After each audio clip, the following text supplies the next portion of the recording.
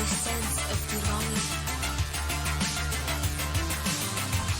Some people die before they fulfill their desires. Set to waste of existence.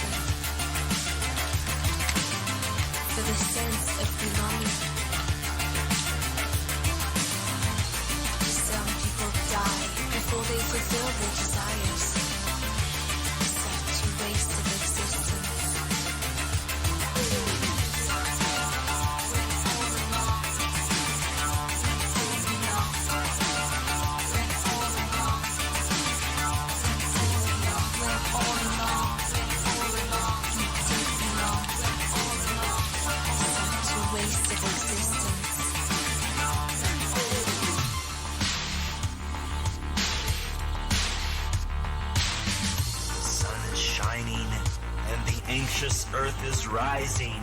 Anxious Earth is rising.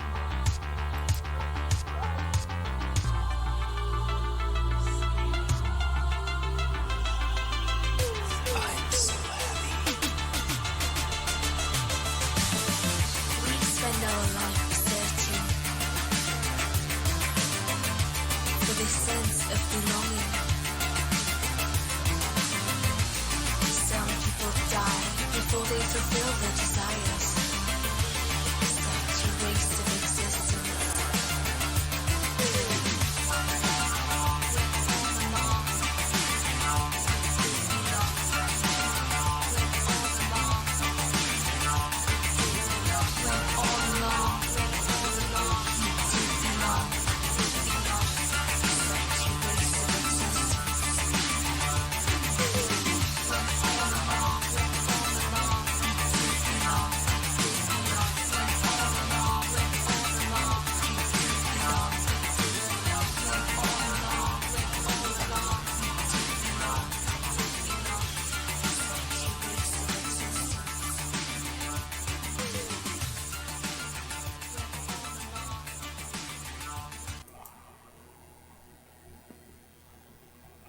Hey, this is Double Tribble Channel. Welcome. And happy Constitution Day. Today is Constitution Day. Did you know that? Probably not. Most people don't, which is very sad, but today is Constitution Day, September 17th in the U.S. It's Constitution Day. I don't think it's an official thing, but it's the day that the Constitution, when they wrote the Constitution and they drafted it and sent it out to the states or whatever, and said, here, hey, we got a new Constitution, look at this, and sent it to the states to have them ratify it. And that was September 17th. And so I want to talk about that. I did a stream earlier today, and I knew it was Constitution Day when I did it, but I had the other one I had been wanting to do. And I got done with that one. I was tired, and I said, okay, I'm going to take a little break. And so I took a break, and I tried to take a nap and take a refreshing shower and all that, and it didn't work. I'm more tired now than I was when I finished my other one. But we're gonna do this anyway, and zero preparation on this, of course. Right? I didn't prepare at all. I did look at the Constitution, but didn't. I got all kinds of different copies of it here. I've been interested in this for a long time, so it's something I know about. So I think I can talk about it without too much preparation. Anyway, I'm just Double Tribble Channel. My name is Ron. live in rural New Hampshire. I'm in an area surrounded by forests and wild animals and stuff. Sometimes I stream about that, IRL. Sometimes I stream about science, which was my earlier stream today. Sometimes I stream about civics, which is what we're doing right now. We're going to talk about the U.S. Constitution. I do movie reviews. usually sci-fis, a lot of different stuff. So that's what we're going to do. I'm going to do a sync test here because I've been messing around with settings and stuff like that. So this will just take about 20 seconds here.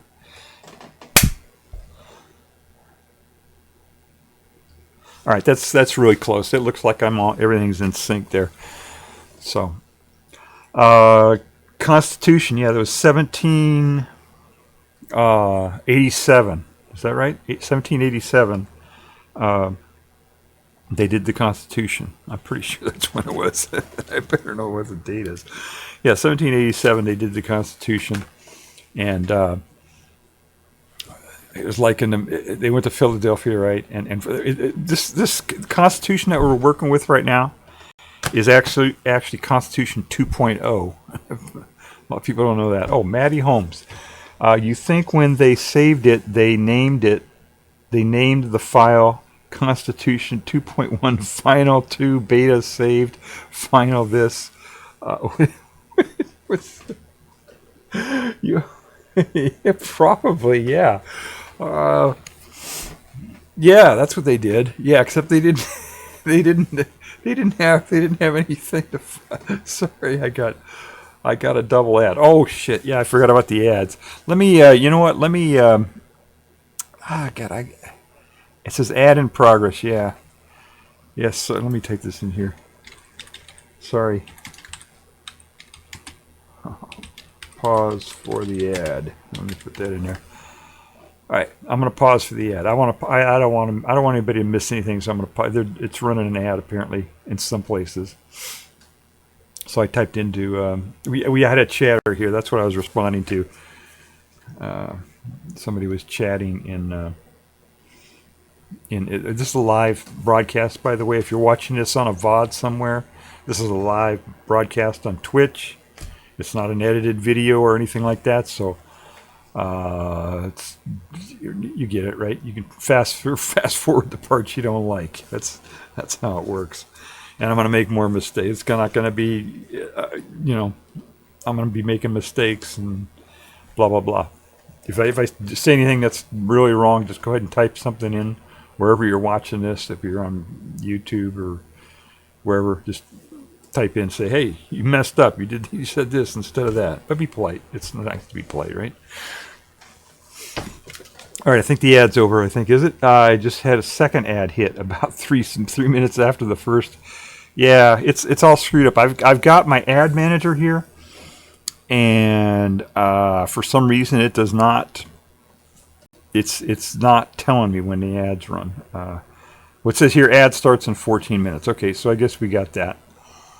I can let me pop this out. I'm gonna try something here. I'm gonna pop this ad manager out into a separate window, and then I'm gonna tell OBS to show that window right on screen, and then everybody can see what I have to put up with here with ads.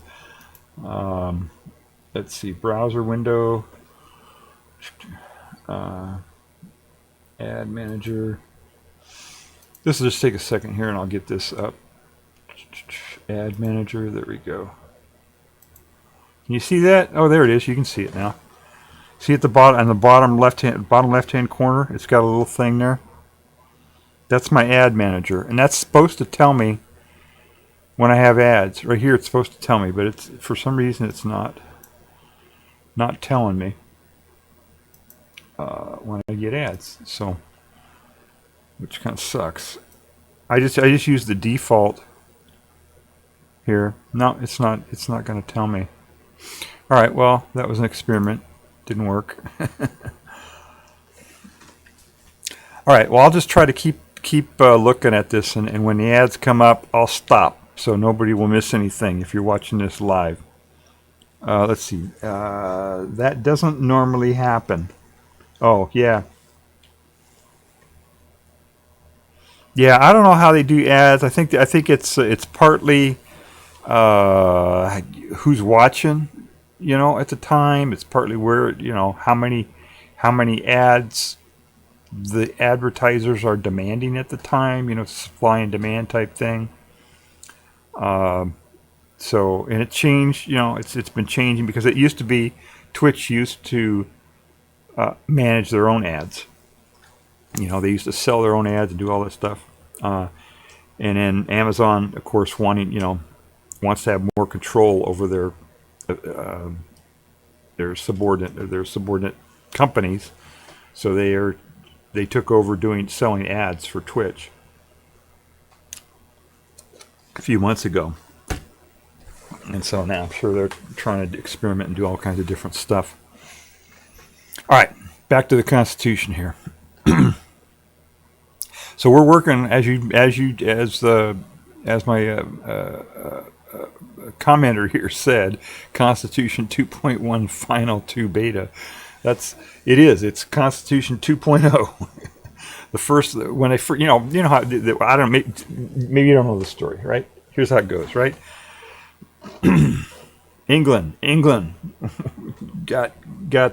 to colonize the world.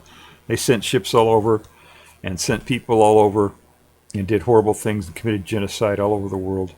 And one of the places they did that was in North America, and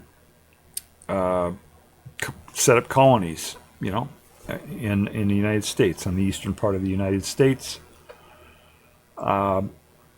And after a while, mid 1700s, the colonists who were living in colonies there didn't like having somebody way across the ocean somewhere, several months away, telling them what to do on a lot of different things, especially taxes. They didn't like taxes.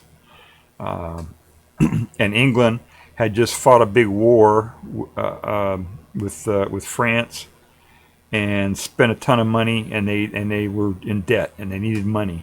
They said, "Oh, we got these colonists over in North America, and they're doing a bunch of stuff, and they're being very productive. Let's tax them to death. Let's tax their money, take stuff from them to help pay off our debts for this war that we just fought." And the colonists didn't like that. They didn't like getting taxed. They weren't getting proper representation in England. King George wasn't really letting them run their own thing. So they didn't like that.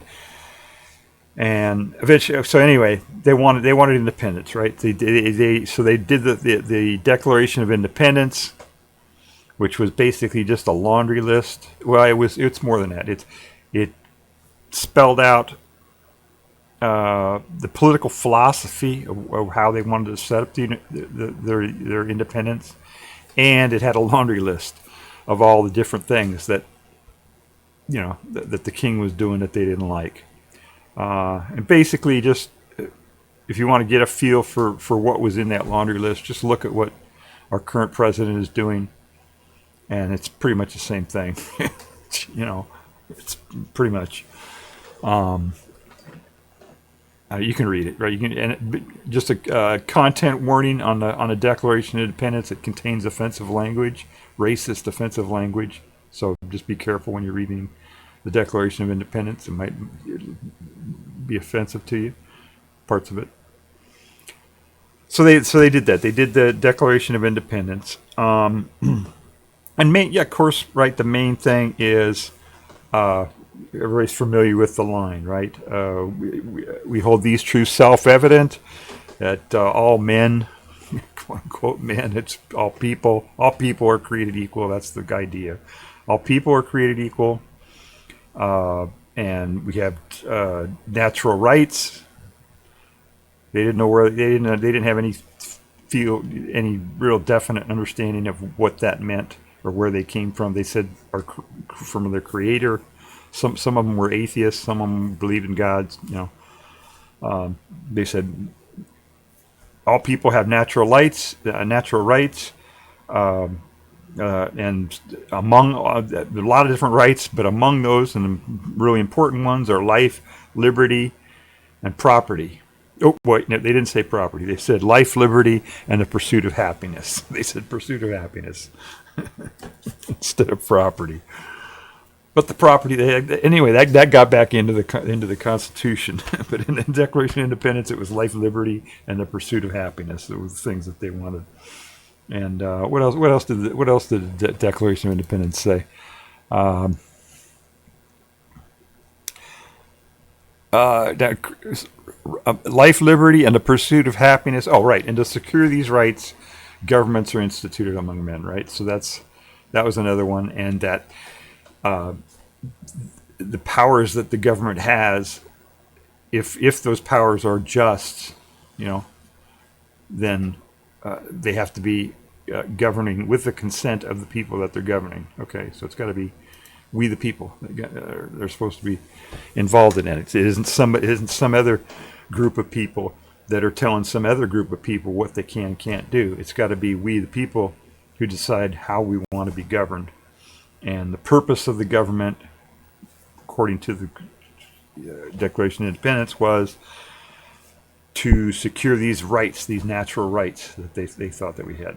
So that was the political foundation for it. And then as I said, they had a laundry list of stuff that they didn't like that the king was doing. All right, let me go to chat here and read some more comments. Read above the 410 amendments. Read above the 4-10 amendments. I don't understand what that means. Not sure what you mean by that. Okay, those are the ones they really want to undermine. Life, liberty, and citizens united. Okay. Yeah, I'll go through the amendments here. I don't know how long I'm going to be able to hold out here. I'm kind of tired, but I'll go through the amendments, each one individually, through all of them. We can do that, and I'll explain what they all are. So I guess I got to go at a more quick pace. We're going to get through all of them. So they did the Declaration of Independence, fought a war, won the war. While that was going on, while they were doing the war, they said, "Hey, we gotta get organized here," because it was when they did the Declaration of Independence, it was 13. There were separate colonies. There were 13 different colonies, and they said, "Okay, we're going to be independent now. We are 13 countries now. We're 13 new countries."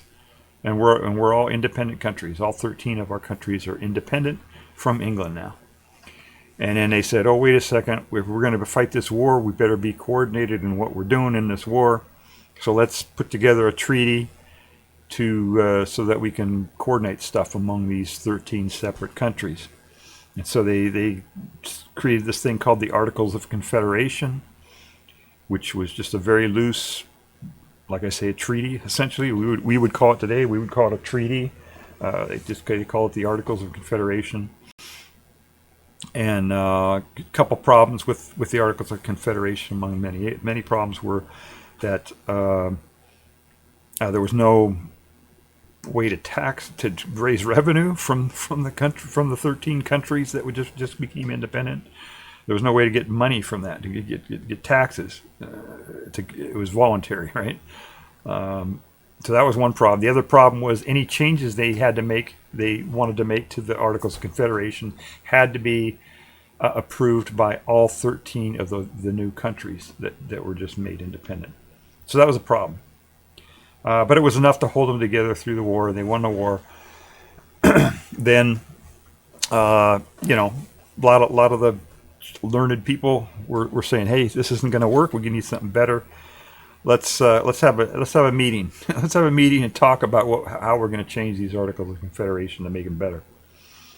And so that was their task. They were sent by representatives from all the 13 different countries, the 13 colonies, right? Went to Pennsylvania to have this meeting. It was a Congress. They called it a Congress. Congress is another word for meeting. So that's what they did. This convention.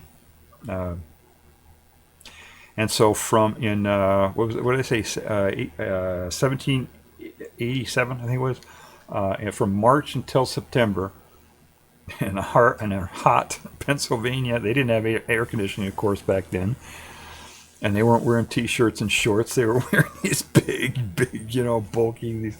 You've seen pictures of people from that time, all the clothes that they wear and stuff. So they were hotter than hell and stuck in this room with no air conditioning for throughout the summer, hammering out, how they wanted to form this new government. And amazingly, they didn't kill each other. They actually worked it out and came up with the Constitution. And but that wasn't. I mean, they were sent there just to work to fix the Articles of Confederation, and instead they said, "Oh, hey, we got a new Constitution." Remember, the Articles of Confederation said everybody had to agree to make any changes, and then they came out with a Constitution. And in the Constitution, at the end of this new Constitution they drafted, they said, "Oh, by the way, only 9 of us have to agree to this, and then it becomes the Constitution." So they kind of went a little bit beyond what they were authorized to do, but it worked. They got a Constitution, and they sent it out to all the states.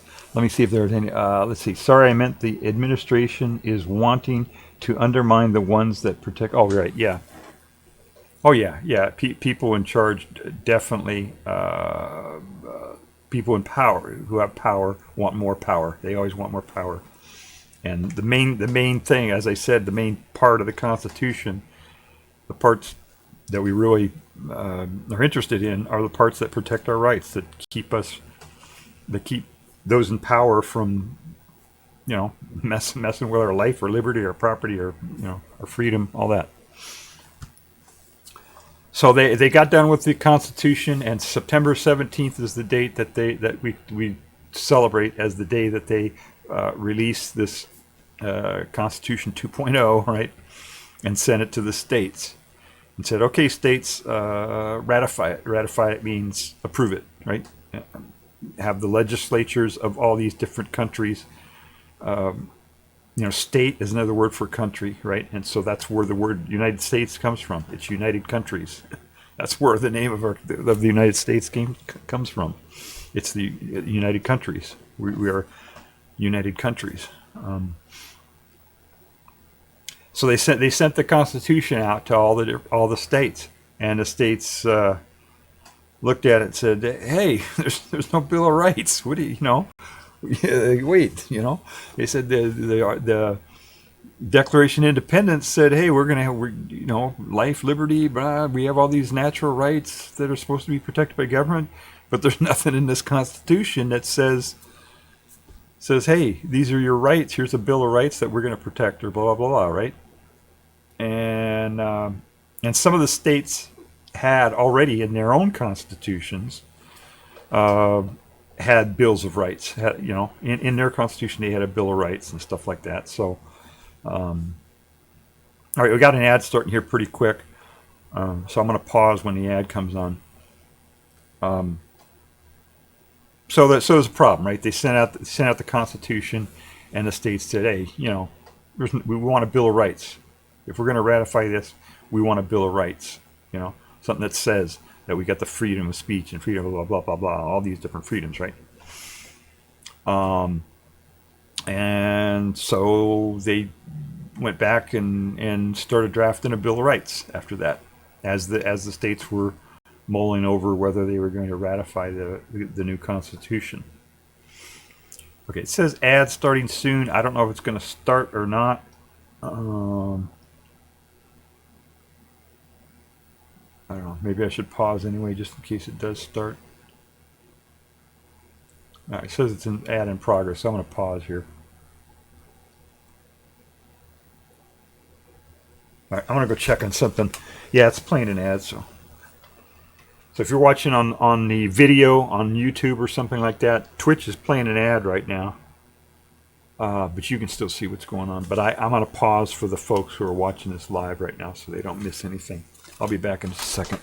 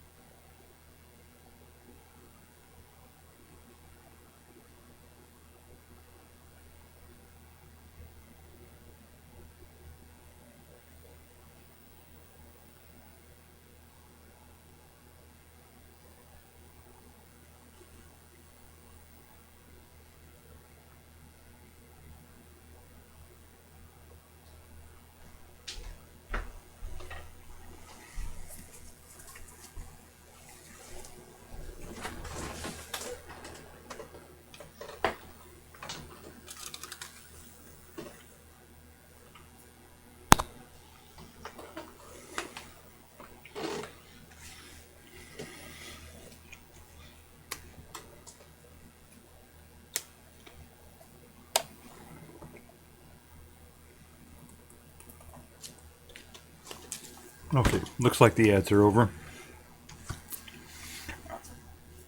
All right. So, the guys who did the Constitution said, okay. Some of them said, all right, we'll do a Bill of Rights.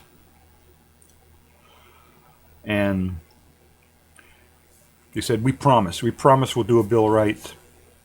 If you ratify the Constitution, we'll do a Bill of Rights and we'll stick them on there as amendments to the Constitution. And the state said, okay, great, we'll ratify it if you promise that you'll do a Bill of Rights. And they did. They ratified it.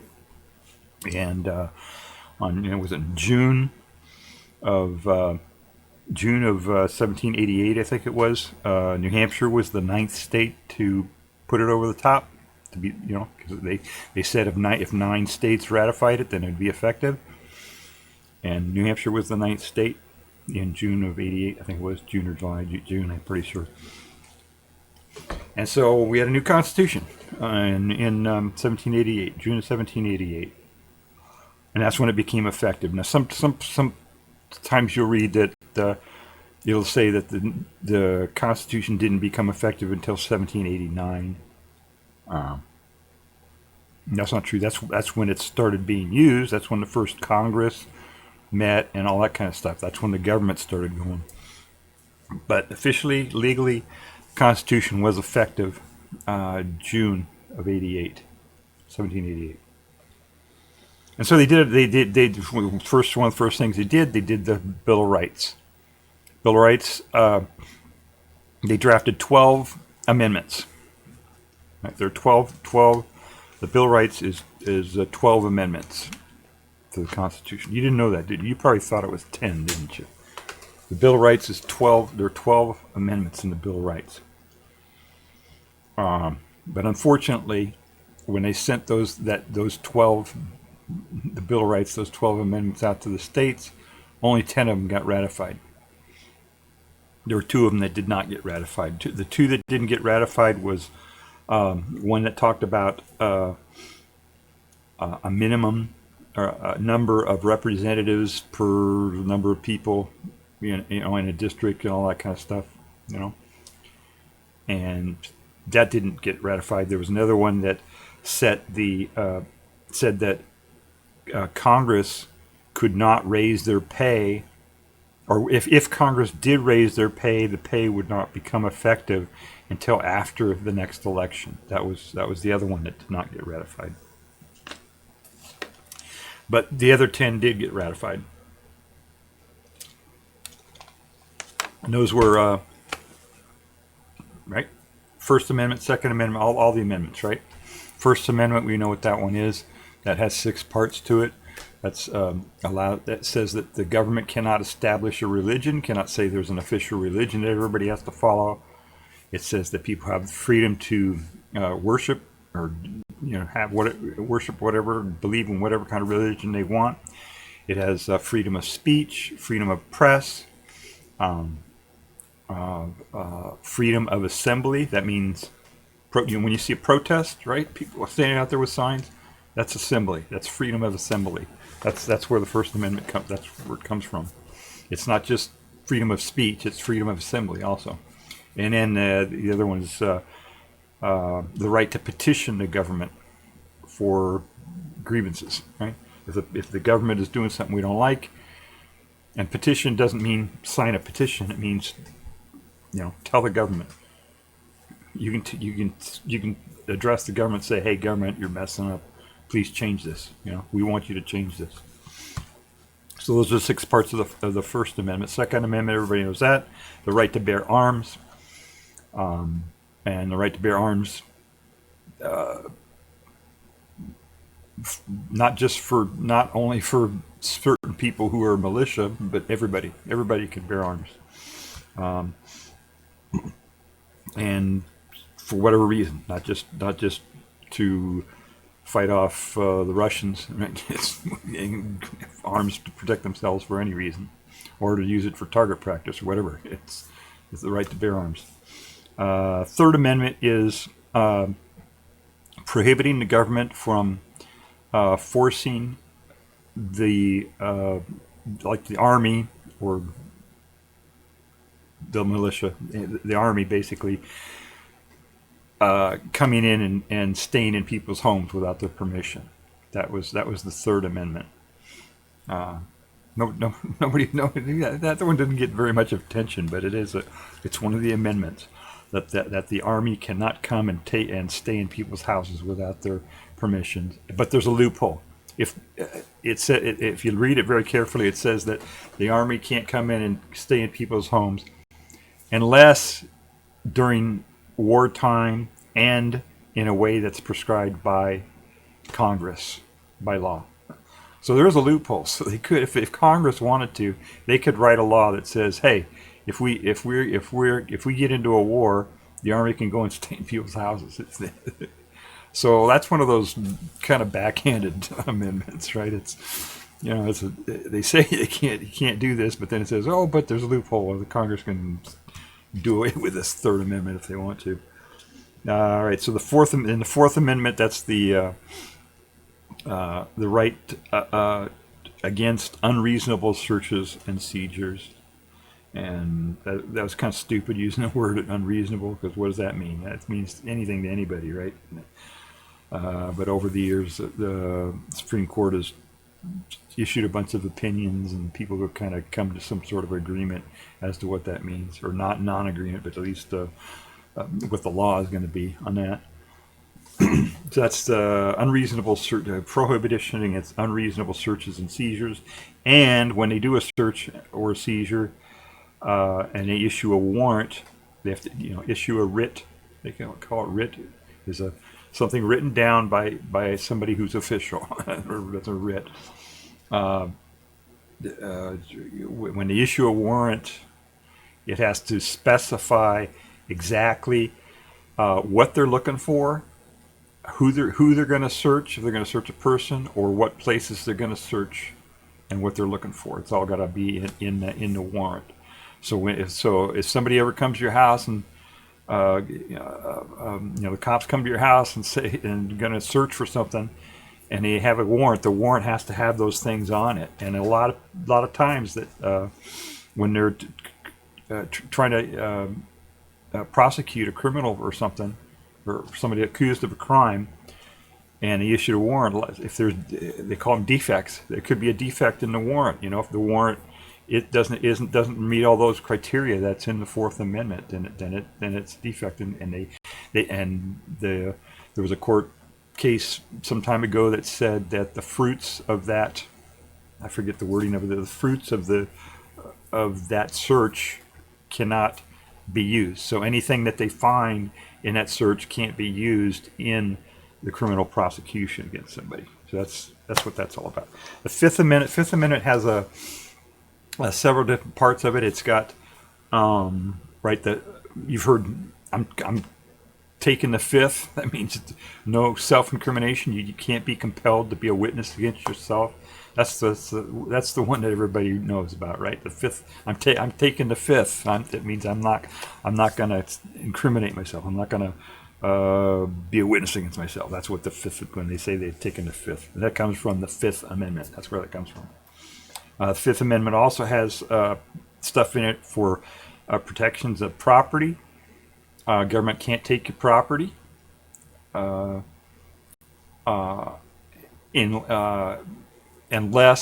it's taken for public purposes, which is, they call it eminent domain. And when they do that, then they have to compensate you for it, and it has to be used for public purposes. And that's kind of been eroded over time too. So that's another one. What else is in there? I forget. There are a few other things in the Fifth Amendment.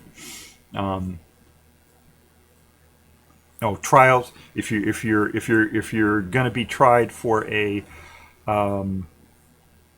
If you're going to be tried for a capital offense, meaning anything where the penalty is death, some real serious crimes. If you've got a serious crime, then they have to, in order to begin that prosecution, a grand jury has to indict the person who is accused of that crime. So that's another part that's in the Fifth Amendment.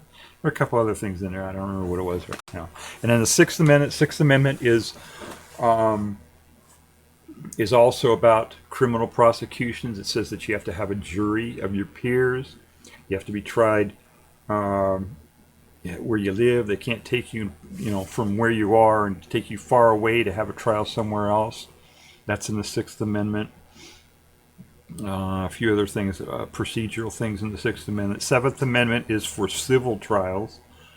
So Sixth Amendment is criminal trials. Seventh Amendment is civil trials. If there's people have a dispute about something, and the amount of money of that dispute is more than $20, then you have a right to have a jury in that civil trial. That's one of the things in there. And also, I think there's something in the Seventh Amendment that talks about the appellate process. They have to follow common law. Common law just means that a body of law that isn't necessarily written down in statutes, but it's the way that they've been doing it all along. So they can't do it one way for one person, do it another way for another person. They gotta, if they're going to do something and have a procedure that they've been following all along, they have to use that same procedure all the time. They can't just pick and choose when they want to do different things for different people, because that's not fair, right? So that's what that's about. And then the Eighth Amendment, everybody probably knows about that one. The Eighth Amendment, you can't have cruel and unusual punishments.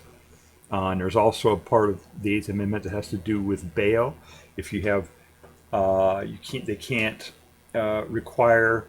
What is the language on that? You can't require extreme or unusual bail or something like that. I forget what the wording is on that one. But they're getting away from bail now completely, really. Most places now, because it really is unfair to poor people. Poor people don't have money, then they're stuck in jail. That's not fair. And the real important ones are the Ninth and 10th Amendment. I think that those are the important ones. The Ninth Amendment says that the rights that are not specified in the Constitution are preserved for the people or the states. It doesn't specify exactly how that works, but the way it works is that when you read it and you understand it, is that just because the Bill of Rights and other parts of the Constitution say that we have these certain rights, doesn't mean that those are the only rights we have. We have all of the rights, and the federal government can only do things that the Constitution specifies that they have the power to do. Okay, so the Constitution says, Congress has the power to do all these different things. You look at Section 8 of Article 1 of the Constitution. It lists a whole bunch of things, all these different powers that Congress can do. And if it's not listed there, they can't do it, according to the Ninth Amendment of the Constitution. But it says that those rights are reserved to the states or to the people. And so, which is it? You go, well, what is it? Is it the states or the people? Which is it? And the way it works out is that the states then have the power to decide what powers they're going to have. They have, each state has their own constitution, and they can list in their constitution what their state has the power to do. And anything not listed as a power in the state constitution, if it's written properly, then belongs to the people. So that's how that works. So that's kind of an important amendment. And then the 10th Amendment is the same thing, but for the 9th Amendment is for rights, the 10th Amendment is for powers. It's just a different way. It's basically the same thing. It says that we got an ad coming up in about 40 minutes. I'm going to look at the 9th and 10th Amendment here really quick just to make sure I got that right, because I'm just doing this all from memory here. I'm trying to do it from memory, but I don't want to make any mistakes. 9th Amendment. The enumeration of the Constitution of certain rights shall not be construed to deny or disparage others retained by the people. Yeah, so that one's about rights. 10th Amendment is about powers. The power is not delegated to the United States by the Constitution, nor prohibited to it by to the states, are reserved to the states respectively or to the people. Okay. So the Ninth Amendment is the rights preserved by the people. The 10th Amendment are the powers which go to the states, and any power that the state doesn't claim then goes to the people. That's how that works. All right. I knew it was something like that. All right, so we got an ad here starting in just a few minutes here. So I'm going to take a break here as soon as that ad starts up. Any questions? Hyundai case has a huge problem with that. All right, I'm not sure what you meant there, Maddie. Because if you type something in chat, I check chat like every. Oh, hey, room, how are you? Jumped into your stream about 10 seconds before you ended. Oh, the first stream today, the other stream. Oh yeah, laugh out loud. I got to see the purple graph. Yeah. Well, it was kind of a complicated. It was a highly technical stream. I wasn't expecting anybody to really watch it live. I really did that for the VOD mostly. Oh, the thing says it says we're running an ad, so I'll catch you on the other. Yeah, I'll catch you on the other side of the ad.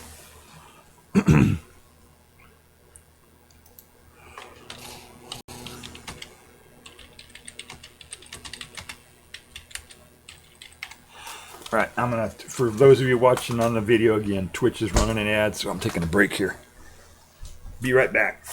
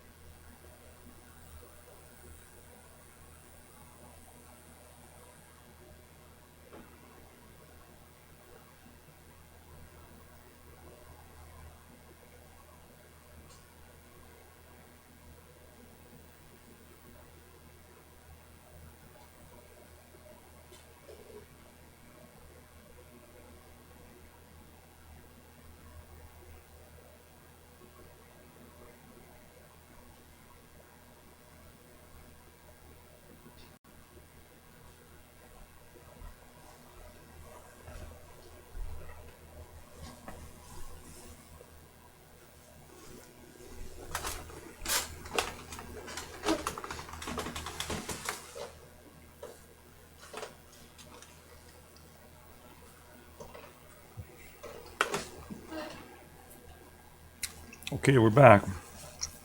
Went to get a bite to eat there. Sorry. So, for those of you who have just joining here, what I'm doing is today's Constitution Day, September 17th. So I want to talk about the Constitution. And basically, I guess I just went in. I'm just going through the amendments to the Constitution. Trying to do them from memory as much as I can. So we got through the first 10. The 11th Amendment, the way the Constitution was written, it had a little bit of a loophole in there in the way that lawsuits worked against states. So the 11th Amendment plugged that loophole. It said that when a state gets sued by somebody from another state or by another country or something like that, that it's the state laws that apply for that lawsuit. When they wrote the Constitution, it was kind of set up so that federal law would apply under those conditions, which was kind of had a loophole that allowed a way for the federal government to gain more power through that process. So they plugged that loophole with the 11th Amendment. The 12th Amendment was correcting the Electoral College. Electoral College, you're familiar with, right? That's the way that we elect our presidents. Nobody ever votes for president. You've never voted for president, unless you've been an elector. You've never voted for president. When they have the presidential elections and you go into the ballot box and you cast your ballot, you're not voting for president. You're voting for an elector, somebody local in your state, who you are are saying, okay, go vote for president. So you're not voting directly for president. You're voting for an elector. The electors in the state then come together and they cast ballots for the votes. They call them electoral votes. And I forget what it is. 415 or 13 or whatever it is it's up to now, is the number of electoral votes. So really there are fewer than 500 people in the whole country who ever vote for president. So there's that. Let's see, Erum says, although most cops or people who swear upon the Constitution don't know it. Yeah, I love me some Third Amendment. Oh yeah, the Third Amendment. Did you hear me talking about the Third Amendment? Yeah, that was. Yeah, that was. Yeah, if you didn't hear it, you should go back and hear me talking about the Third Amendment. There's a big loophole in the Third Amendment. It's kind of a backhanded one. Anyway, so what was it? A 12th Amendment fixed the electoral college. The way the electoral college was originally set up, the way that the Constitution said that we would elect the president, was that the electors would get together and vote. And and whoever got the most votes would be president, and whoever got the second most votes would be vice president. And if you think that through a little bit, you say, "Well, shit, how would that work now? It would either be a Democratic president and a Republican vice president, or a Republican vice president, a Democratic." You see what I see? We wouldn't have this ticket where we have the president, vice president from the same party all the time. It would always be two different parties, and that would be unstable, right? And they figured that out. Whoa, that's not too stable, because you'd have the vice president all the time who would most likely have different policies or different ideas, or be from a different party or whatever, who would be second in line for president, who would be wanting to get the president out of there, right? And it would encourage them to, for example, impeach the president or whatever, whatever. So that would, they fixed that. They fixed that so that then it was, they would have separate ballots. The electors vote for separate ballots for president and vice president, and that's kind of evolved into the ticket, quote unquote ticket. So the president and vice president are from the same party, or at least agree that they're going to run as a ticket. Let's see. Erin says, although most it says no. It says no. I know it from audit videos on YouTube. Oh, okay. All right. Audit videos on YouTube. Okay. Yeah. It's the Third Amendment. It's nobody knows anything about the Third Amendment, but it's got that loophole in it. So all right. So that was the 12th Amendment. All right, then we didn't have any amendments for a long time. Those first two came pretty quickly after the Constitution was ratified. Then we didn't have any amendments for a long time. And one of the issues that were discussed at the Constitution that drafted at the Congress that drafted the Constitution was slavery. They knew even at that time that slavery was on the way out, and rather than address it at that time, they just kicked the can down the road. They didn't fix it. In fact, they put some provisions in the Constitution that were preserved the slave trade, which was just horrible. They put in what's called an entrenched clause in the Constitution. An entrenched clause is a clause that cannot be amended. So they put a provision in the Constitution and said Congress cannot outlaw the slave trade, and nobody can make an amendment to get rid of the slave trade up until what was it, 1820 or something. I forget what they put a time limit on it. So up to a certain time, it was an entrenched clause in the Constitution, and they couldn't get rid of slavery for all that time. So what that did is there are different ways of looking at it. By not addressing the issue of slavery in the Constitution and by leaving it in there like that, maybe that helped them, be more together and have more agreement at that time when the country was first being formed. But it really messed it up down the road because 7 years later, or more, it was still an issue. It never got resolved, and the story about the Civil War, and I believe part of why the Civil War happened was because the Constitution was not amended for a long, long time, more than 50 years. There were no amendments to the Constitution, and that doesn't just happen. It happens because the government and people in power manipulate things to make it very difficult to amend the Constitution, and they did that back then. And by doing that, the country got out of sync. Our top law, the Constitution, was out of sync with what was going on with the country. People wanted to get rid of slavery, and we fought a big war, right? The Civil War. We fought a war over slavery. The South wanted to keep slavery. The North wanted to get rid of slavery. Fought a war. The North won the war. And then part of what they call Reconstruction. Reconstruction was the period after the Civil War. And they called it Reconstruction for a number of different reasons. One is just literal Reconstruction because wars are destructive, right? So they wanted to reconstruct infrastructure and everything else.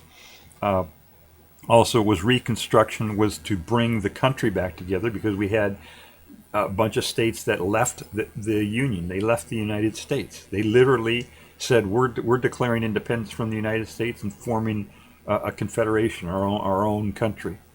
So for a while there, during the Civil War, the United States had a lot fewer states in it that formed their own country. And then we fought.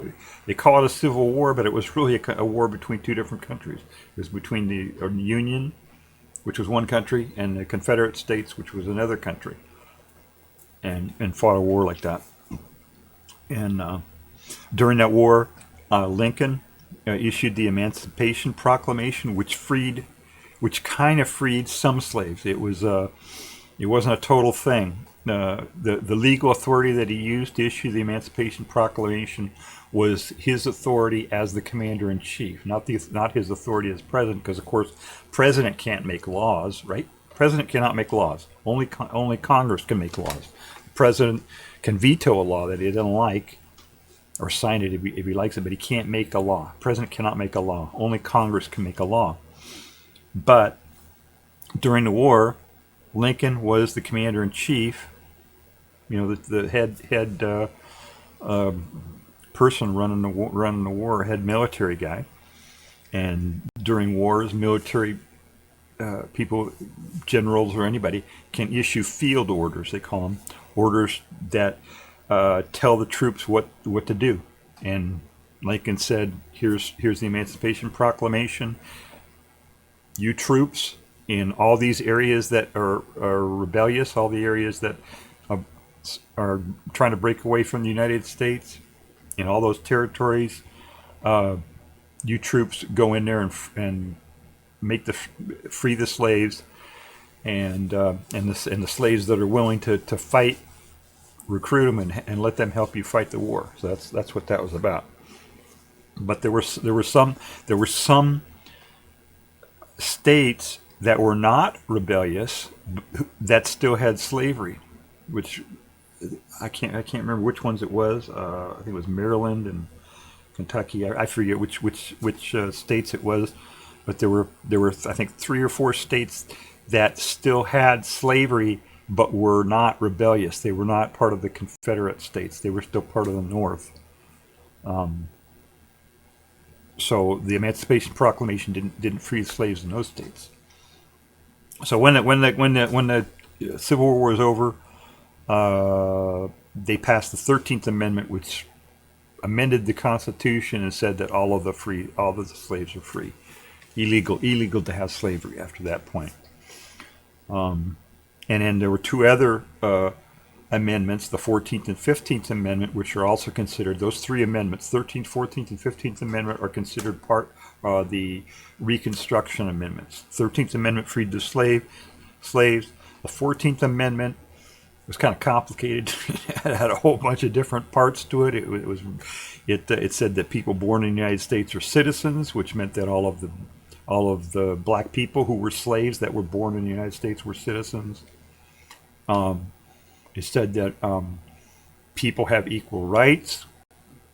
It said that had all these provisions to try to make things more fair, for everybody. And it said that everybody over the age of 21 would have the right to vote, and any state that denied the right to vote to men, and they actually specified in the thing only men.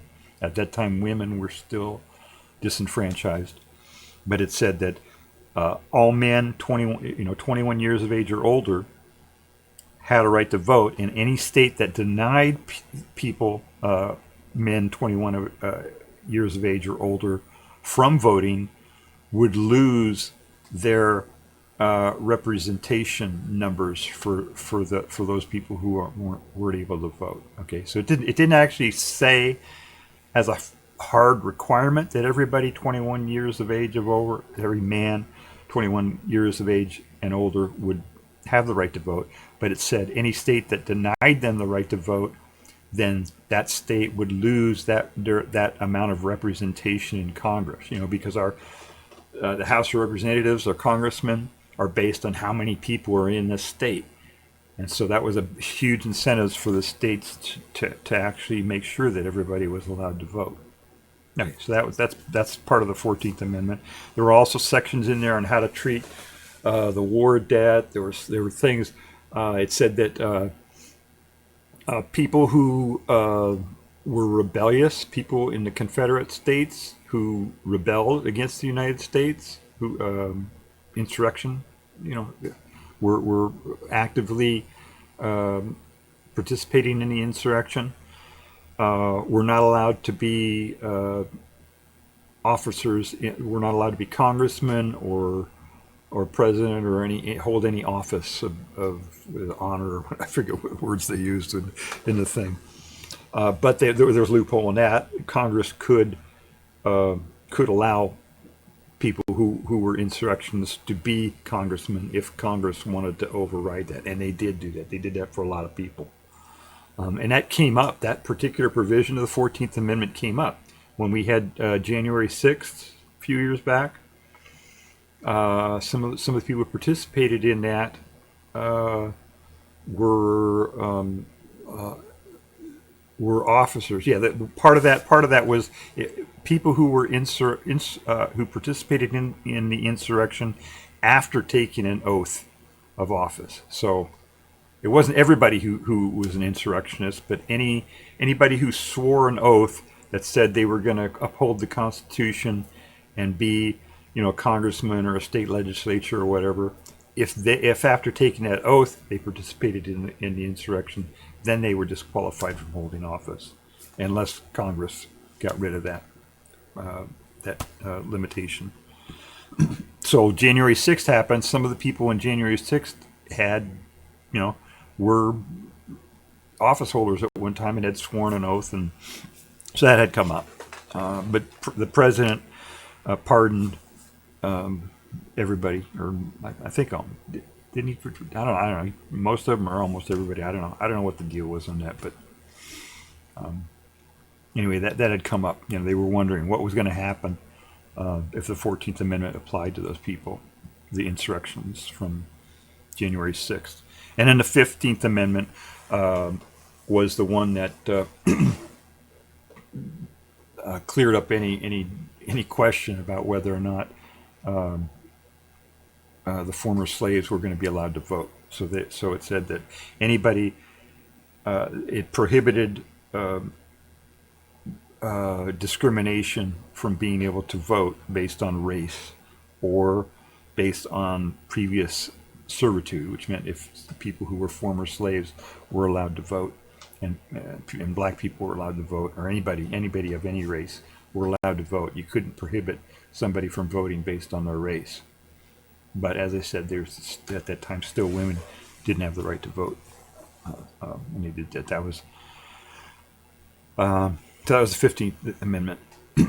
Then the 16th Amendment, that came, let's see, that was in the early 20th century. I think that one happened. Was it? Yeah. And that one, the original Constitution said that any taxes had to be apportioned according to the number of people in each state. So taxes were kind of state by state. And, I think I just blew through an ad. It didn't show up on my thing, so maybe they didn't actually run the ad.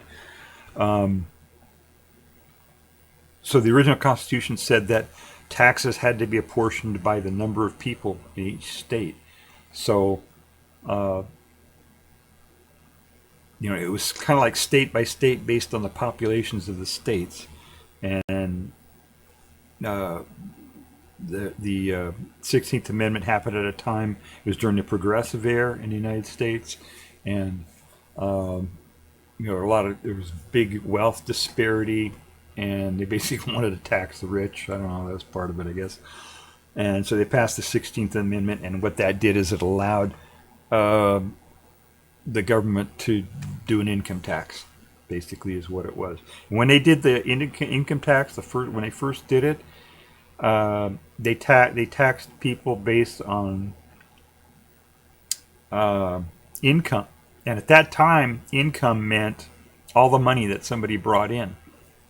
It was the top line. It was what we call now revenue. That's what income was at that time. But right away, I mean, they started changing that the wealthy people didn't want all their money taxed. So they said, "Oh no, income now is after all these deductions. After with the top line, we'll call revenue, and then we'll have all these deductions and exemptions, blah blah blah, and way down here at the bottom, if there's anything left over, that's income." So that's how they did that. So that's what the income tax is, and that's why it's so unfair right now, grossly unfair. That was the 16th Amendment. Then the 17th Amendment was to allow or to require that senators be elected by the people in each state. The way it was set up, each state got 2 senators, and then they got that was for the Senate, right? The Congress is a bicameral. There's the House of Representatives and there's a Senate. Each state gets 2 senators in the Senate. So right now we got 50 states. That's 100 senators in the Senate. And then based on the population, how many ever people are in the state, then they get that many representatives in Congress. And when the Constitution was first done, they didn't specify how states would choose their senators. They just said hey, you states pick 2, pick 2 people, and those will be your senators. They didn't say how the states would do that. And some states did it by popular votes. Some of them did it through the legislature picking it. I don't know if any of them had the governor choosing them. I don't know. But they had, it was up to the states how they chose the senators. And actually, by the time the 17th Amendment was actually ratified, most states had already switched over to popular vote for choosing senators.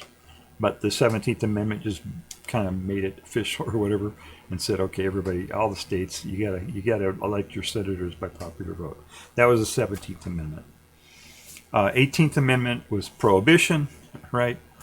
The temperance movement happened around that time, a little bit later. Pretty close to that time, 20s, whatever. And so 18th Amendment said no more. It didn't actually outlaw drinking entirely. It outlawed manufacture and shipping and selling of alcohol. But prohibition doesn't work, right? We've learned that now. We've learned that over and over and over and over again. That prohibition doesn't work. People are going to do what they're going to do, And so that was a mistake. And then, but that we had prohibition for a while there, a couple decades, and then 19th Amendment finally they gave said that women could vote on the 19th Amendment.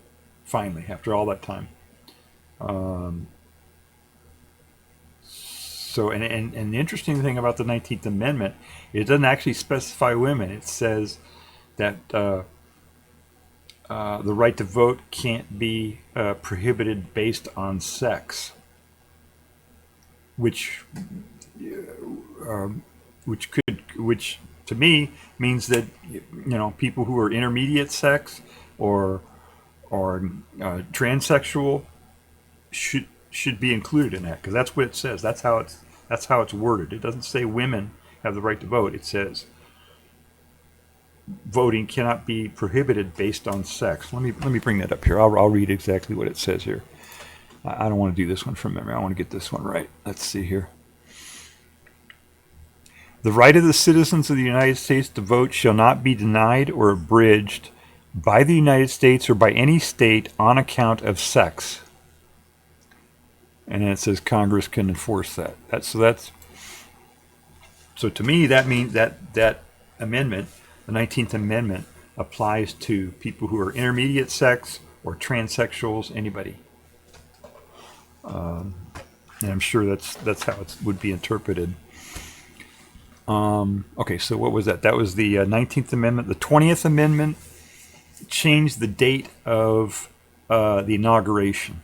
We had, when the Constitution was originally set up, they did the Electoral College and they elected the president in we knew in November, right, or November, December, who the president's going to be, and then there's this long time. It was until, I think it was originally set up in March, middle of March, sometime, couple of months. So you had a couple of months there where you could have a lame duck president for all that time. You knew who the next president was going to be, and they just kind of sat on their hands there for a few months. And it was just, originally when they put it in the Constitution, it was because it was done at a time when we didn't have, we didn't have telegraph, we didn't have radio, we didn't have anything like that. Everything had to be done by a letter that had to go and somebody get on a horse and ride across the country, and it just, things took a long time right back then. So they had a longer period between the time of the election and the time of the inauguration. So by the time the 20th Amendment came around, they changed that, and they said we don't need this long period anymore. It's just causing problems, and so they changed the date to January 20th. So now the president, we know who the president is most usually in November. Sometimes it takes a while to get it figured out. Like in the year 2000, it took a little while to get that figured out. But it's a relatively short period of time. Then after that, January 20th is when the president is sworn in now, all the time. So that was the 20th Amendment. The 21st Amendment. What does the 21st Amendment do? Oh, Jesus, now I forgot. I'll come back to that. Oh, 21st, right? That got rid of prohibition, right? Yeah. Oops. Never mind. We screwed up. No prohibition. It got rid of prohibition. It got rid of prohibition, but it still put in a 21 liquor. Yeah, you got it. Yeah. It got rid of it said, all right, we're getting rid of the 18th Amendment. Whoops, sorry. But then it added another line. It said, but you can't move alcohol from one state to the other unless the state that you're moving the alcohol to, their laws allow you to do that. But it does allow the transportation of alcohol through a state. So if somebody had a manufacturer of alcohol, in this state, and then you got 3 states in between, and they want to ship their alcohol to this state way over here, it's okay for them to stick it on a truck and drive through these other states and go and deliver it over here if this state says it's okay. You know what I'm saying? But any state that they're going to deliver the alcohol to, their laws have to allow that. That's what that was. Anyway, that's kind of technical, but and then the 22nd Amendment. That one changed the put term limits on the president. Am I getting this right? Yeah. 22nd Amendment put term. What happened was we had FDR, Franklin Delano Roosevelt. We had Hoover, had the Depression. Depression was really bad. People didn't like that. They got really upset. We had FDR, who was very popular, populist president, and he got elected, and people liked him, and he kept getting reelected. And there was a tradition all the time through the United States, the history of the United States. There was a tradition, which was started by Washington, where the president would serve only 2 terms and then step down, because the idea was we don't have a king, we got a president, right? That's why we left England, right? That's why we did independence. We don't want a king. We want a president who's going to be an officer that serves for a limited amount of time and then steps down. And that was kind of a tradition for a long time. But then FDR came along. And he said, "Nah, I think I'm gonna stay. I want to stay." And he kept running, he kept getting elected. And he's basically a dictator. FDR was basically a dictator. I mean, there were some limits, right?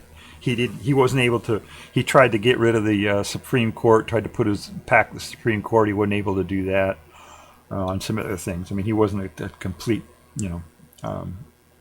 dictator. But basically, he stayed in office the rest of his life. Let's see. Ebram says, "I remember when Coors beer could only be sold west of the Mississippi River." Oh, really? Huh, how about that?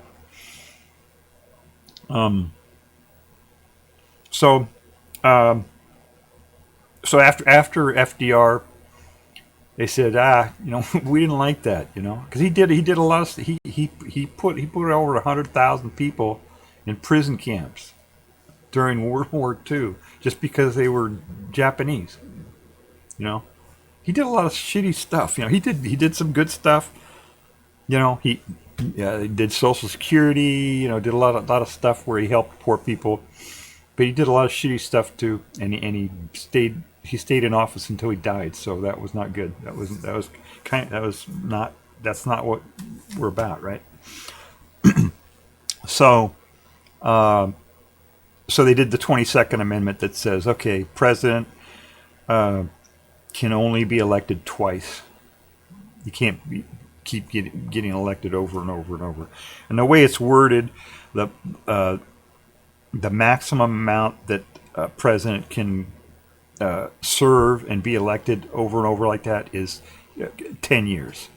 If a vice president becomes president through succession, and it's passed more than halfway through a term, in other words, the last two years of the term, and the vice president becomes president, then that vice president can be run for election two more times. Can run for president at the next election and the election after that, and then that's it. So that's 10 years maximum. There's a loophole to that, but I won't get into that. 23rd Amendment was giving the residents of Washington, D.C., allowing them to participate in the Electoral College. Up until that time, they were not part of any state, so they couldn't really participate in the Electoral College. So the 23rd Amendment gave the residents of Washington, D.C., I think it's 2 electors in the Electoral College, and that happened around the time of the civil rights movement. And historically, or for a long time, the residents of Washington, D.C. have been primarily black people. So that was seen as a win for the civil rights movement to give Washington, D.C. Participation in the Electoral College. That was the 23rd Amendment. 24th Amendment was also a win for civil rights. That was elimination of the poll tax. After the Civil War, and then there was Reconstruction, and after that, a lot of people in the South still were, they were racist. They didn't like black people, and so they instituted these laws called Jim Crow laws that suppressed the rights of black people in the South. A lot of different laws that they had. One of them was a poll tax, and they said, okay, in order to vote, you have to pay this big tax. And black people, a lot of them were poor at that time, and then they would put an exemption. They said, oh, we have a grandfather clause. You have to pay a poll tax, but if your grandfather was able to vote, then you don't have to pay the tax. And of course, right, all the former slaves, their grandfathers were not allowed to vote because they were slaves at the time. So that poll tax was disproportionately, detrimental to black people. So getting rid of the poll tax was a big deal in the civil rights movement. So that's what the 24th Amendment did. It says that an ad is starting here soon, so I think I'm going to have to pause. I'm doing pretty good here from memory, aren't I? Only a couple of them I had to look up. So, yeah, Coors. Yeah, I used to drink Coors when I was young. In a previous life, I haven't drunken alcohol in gotta be at least 3 decades now. I haven't had any alcohol. Let's see, think back. Yeah, at least. It says ads starting soon. All right, I'm gonna take a break here, and we'll see if it's probably gonna run some ads, and then I'll come back. So, be right back.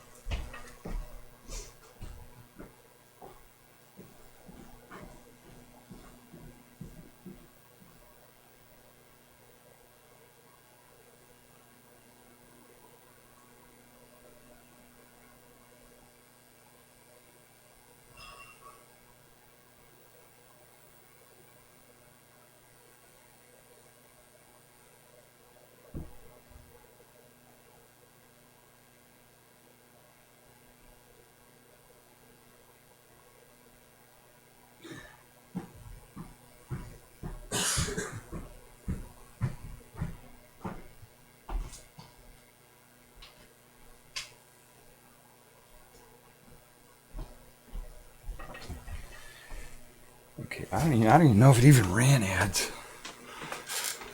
It says it's running an ad, but I don't see an ad on my little monitor computer here, so. All right, let's see chat. E-Room says, nice. I haven't drank any alcohol since 2000. Very cool. 25 years. All right, very cool. In which 10 of them years, I worked at a bar. Oh my God. Wow. That's a lot of willpower there, man. Working at a bar and not drinking. That's pretty good. Yeah, I when I was young, I used to, like a lot of young people, I would get drunk, and there's that time when marijuana was illegal in a way that it was enforced. You know what I'm saying? I mean, it was illegal, and it was you actually had to hide. If you smoked pot. So alcohol was more the drug of choice at that time. And I remember at some point I just I started getting hangovers, and I said, okay, I'm done. I'm not gonna drink anymore. It's not worth it to get hangovers. So I stopped drinking, and eventually just completely quit. I was never addicted to it or anything like that. Fortunately, I don't have that that condition where I become addicted to stuff. But I just stop just for health, because it really messes you up. And in terms of drugs that do damage, alcohol is right there near the top. Okay, let's see. Let me think. Where were we at here? Okay, 25th Amendment is came after JFK got shot. He got shot. He was kind of lingering there for a while, or they weren't sure if he was dead or alive or whatever. And there had been other cases where the president was very sick for a long time, and they finally the Constitution just said we got a president and a vice president. If the president dies or leaves office, then the vice president becomes president, and that was it. That's all the Constitution said. And so they wanted to clear that up. They wanted to have a full, robust line of succession there, and they also wanted to have a way that if the president got sick or went wacko, that would never happen. We'd never have a wacko president, would we? Something had mentally happened to the president, where the president was not aware that they were incapacitated, but they were. They wanted a way for cabinet members and Congress to get together and say, hey, this president is not, he's out of it. He doesn't realize he's out of it, and we gotta make the vice president president. And so they had an orderly way of doing that, and they have it's pretty specific the way it's worded and stuff. And they say if a majority of the cabinet members of the president think that he's not able to do the job, then they issue a letter to send it to, I think, somebody in Congress or something. I forget exactly how it works, but they have a procedure for doing that. And then the president can object and say, no, I am competent, anyway, it's kind of complicated, but they have a procedure. They set up a procedure for doing that. That's what the 25th Amendment was about. Then the 26th Amendment was 26th Amendment was the last new amendment we had to the Constitution. That was in 71, I think it was 70. March, I think it was 71 or something like that. That was the amendment that gave 18-year-olds the right to vote. Remember I said the 14th Amendment gave the right to vote to men who were 21 years of age or older. And then through the 19th Amendment, it was men and women. And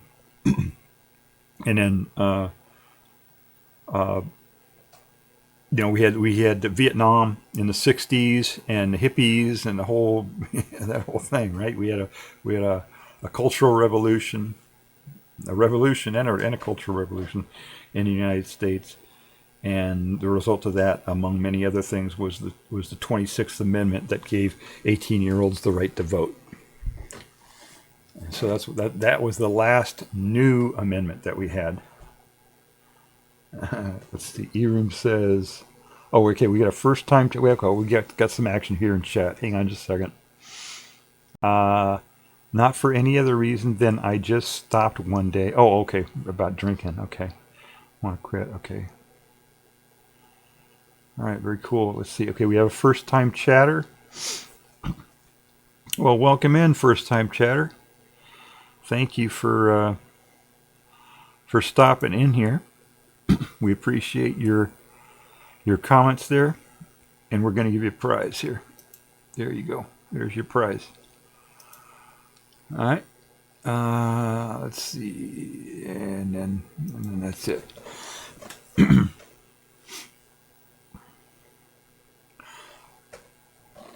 So that was in 71, and so we haven't had another new amendment to the Constitution since I think it was 71, right? 71. Let me check that out here and see if I got that date right. I want to get that date right. 71 or 72. 26th Amendment, July 1st, 71. So the last words of the Constitution were written or were ratified in July of 71. The last new words of the Constitution. But remember, at the very beginning, I was talking about the 10 amendments to the Constitution, the Bill of Rights, the first 10 amendments. When they were submitted to the states, there were actually 12 amendments to the Bill of Rights, and 2 of them didn't get ratified at that time. But in the 1990s, there was a guy, what's his name? George, I don't remember the guy's name right now. George Hanson, maybe. I forget what the guy's name was. Sorry, George. But he was doing a project for school. And in his project for school, he was researching something. I can't remember what it was for his project for school. And he stumbled upon these 2 amendments that were never ratified, right? And he said, "Oh, look at these two. These 2 amendments were submitted way back in 1780s or 1791, and were never ratified." And he said, "Well, they could still be ratified, couldn't they?" So he did his project on that, and he said, in his project, he said, "Well, these amendments technically could be ratified now because there's no expiration date on them. They could be ratified." And his teacher gave him an F. Said, "No, you're wrong," And he got a hair up his ass for that. He didn't. He said, "No, I'm right." And just to prove it, he got one of them ratified. One guy wrote a whole bunch of letters to the legislatures of the states that had not yet ratified that amendment, and said, "Hey, you guys can ratify this one." And the one that he picked was the amendment that said that when Congress raises their own pay, that pay raise doesn't take effect until after the next election. That's what that one of those amendments was. So he wrote letters to all the state legislatures. One guy, right, wrote letters to the state legislatures and said, "Hey, please pass this amendment. This would be a cool thing for you guys to do." And they did it, and they ratified the amendment. This was in 91 or 92, 1991, 1992, more than 200 years after this amendment had been written and submitted to the states. It finally got ratified 200 years later because this one guy decided, got an F on his class and wanted to prove himself right. So anyway. So I thought that was pretty cool. But that was an old amendment that got done. Right, and in 1991, let me check the date on that. Let's see what that was here.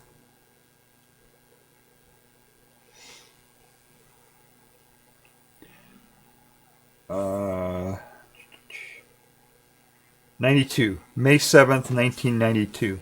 So it was submitted to the states in 1791, but it was oh no, wait a second, in 89. 1789, it was submitted to the states, but it wasn't ratified until 1992 because this guy George, whatever his name is, wrote letters to all the state legislatures, and they finally ratified that thing. So technically, that's the last amendment to the Constitution was ratified in 1992, but it was actually the amendment was written back in the 1700s. So the newest words that have been written that were added to the Constitution were added in 1971. That was the 26th Amendment that gave 18-year-olds the right to vote. And we haven't had the Constitution's been stagnant since then. We haven't had any new amendments since 71 to the Constitution. And the reason that it's that way is because our government is very, very corrupt right now. For years, it's been very corrupt, and they've been preventing us from amending the Constitution using various methods. And that's how it was in the antebellum, before coming up to the Civil War. That's how it was for 50 years before the Civil War. They did the same thing. They were using all these techniques to prevent the people from amending the Constitution. And there are 4 ways to amend the Constitution. There are people say there are 2 ways, but technically there are 4 ways to do it. The 2 major paths begin. One is for Congress to propose an amendment, and the way they do it is they pass a resolution, and it has to pass by 2/3 of both houses, which means the House of Representatives have to pass it by 2/3, the Senate has to pass it by 2/3, and then it gets submitted to the states. And when they submit it to the states, they can specify whether the states have to ratify it as a convention in the states or by the state legislatures. So that's kind of one main way, but there are 2 different paths that it can take, right? So Congress proposes the amendment, and they can send it to the states. And when they send it to the states, they can say that the states, either the legislatures pass it, or they have a convention to ratify the amendment. So 2 different ways. The other way to do it is that the states themselves have conventions and propose an amendment. And when I think it's 2/3 of the states. This one I'm not sure of now. I'm gonna look this up here really quick. I think it's 2/3 of the states propose an amendment through their own process, their own convention. Then they submit it to Congress, and then Congress has to submit that back to the states with either of those 2 paths, either the legislatures approving it or conventions in the states. Let me look that up here really quick. That's Article 5. That's called Article 5 of the Constitution, which specifies how the amendments are supposed to happen. Okay, we got an ad coming up here in just a little bit. Congress, whenever 2/3 of both houses. Okay, blah, blah, blah, blah, blah. I explained that one. Shall call a convention. Communication should be valid. Purpose of the Constitution when ratified by 4. Okay. Or by conventions of 3/4 thereof. However the Congress shall be. Okay, so yeah, it's 2/3 to get it done. So when 2/3 of the states want an amendment, then they can submit that to Congress, and then Congress must, after 2/3 of the states request it, issue that proposed amendment back to the states. And Congress specifies whether or not the states are supposed to ratify that through their legislatures voting on it, or whether the states should ratify it through conventions in the state. When they do the conventions, then they have people, who are chosen to do that, to vote on it in a convention. And the threshold is that either path it takes, either 2/3 of the states or 2/3 of a vote in both houses of Congress is what's required to get the amendment to the point where it's proposed to the states or submitted to the states for ratification. And then in order to get ratified and become part of the Constitution, then 3/4 of the states have to ratify the proposed amendment, and then it becomes part of the Constitution. So it's a pretty high bar. It's pretty hard to do. But we should have had more. The Constitution's been stagnant, so it's kind of a problem right now. Right, it says we got ads starting pretty soon, so I'm going to wait and see if we if we get an ad or what's going to happen here.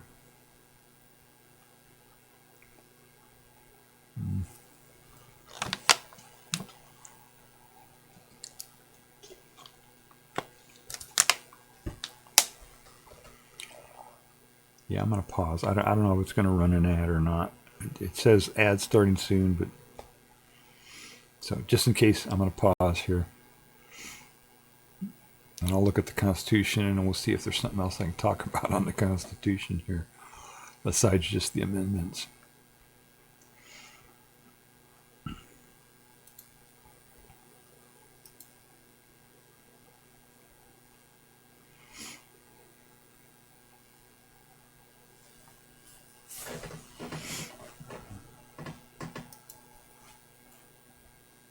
Right, it says that there's an ad in progress, but my computer that is monitoring my stream is not saying that there's an ad going, so I don't know if there's an ad or not. But I'm going to pause just in case it's playing an ad.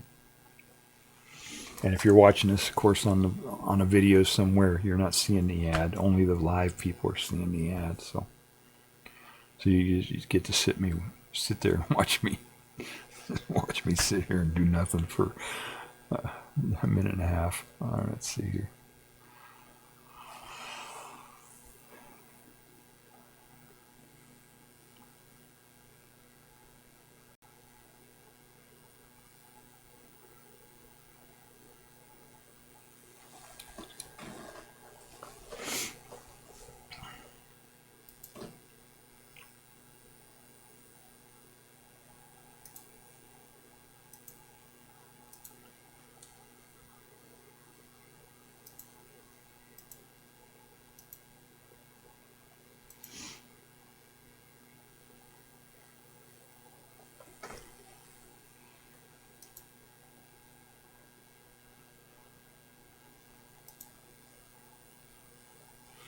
Okay, it says the ad's over. I don't know if it's over or not, but I'm gonna assume it is. All right, I'm gonna change see if I can put this up here. Oh, that's not it. There it is. Okay, this is the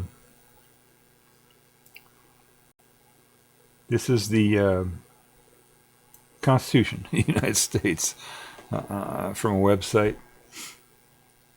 And so I'm gonna just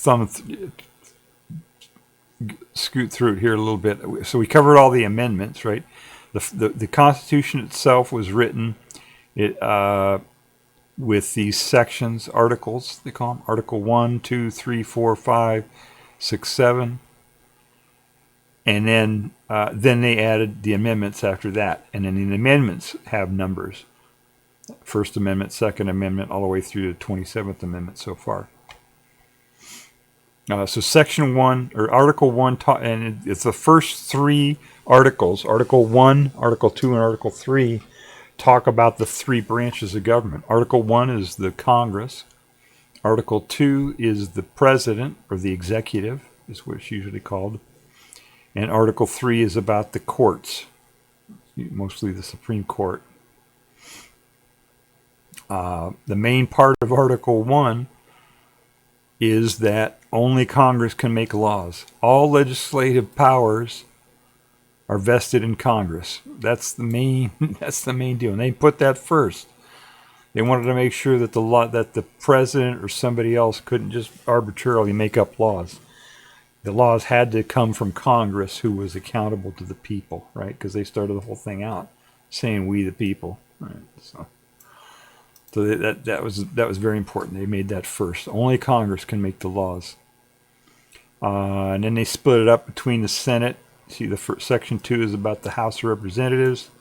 Section 3 is about the Senate. It's what they call bicameral Congress, meaning two houses. Bicameral, two houses. House of Representatives is the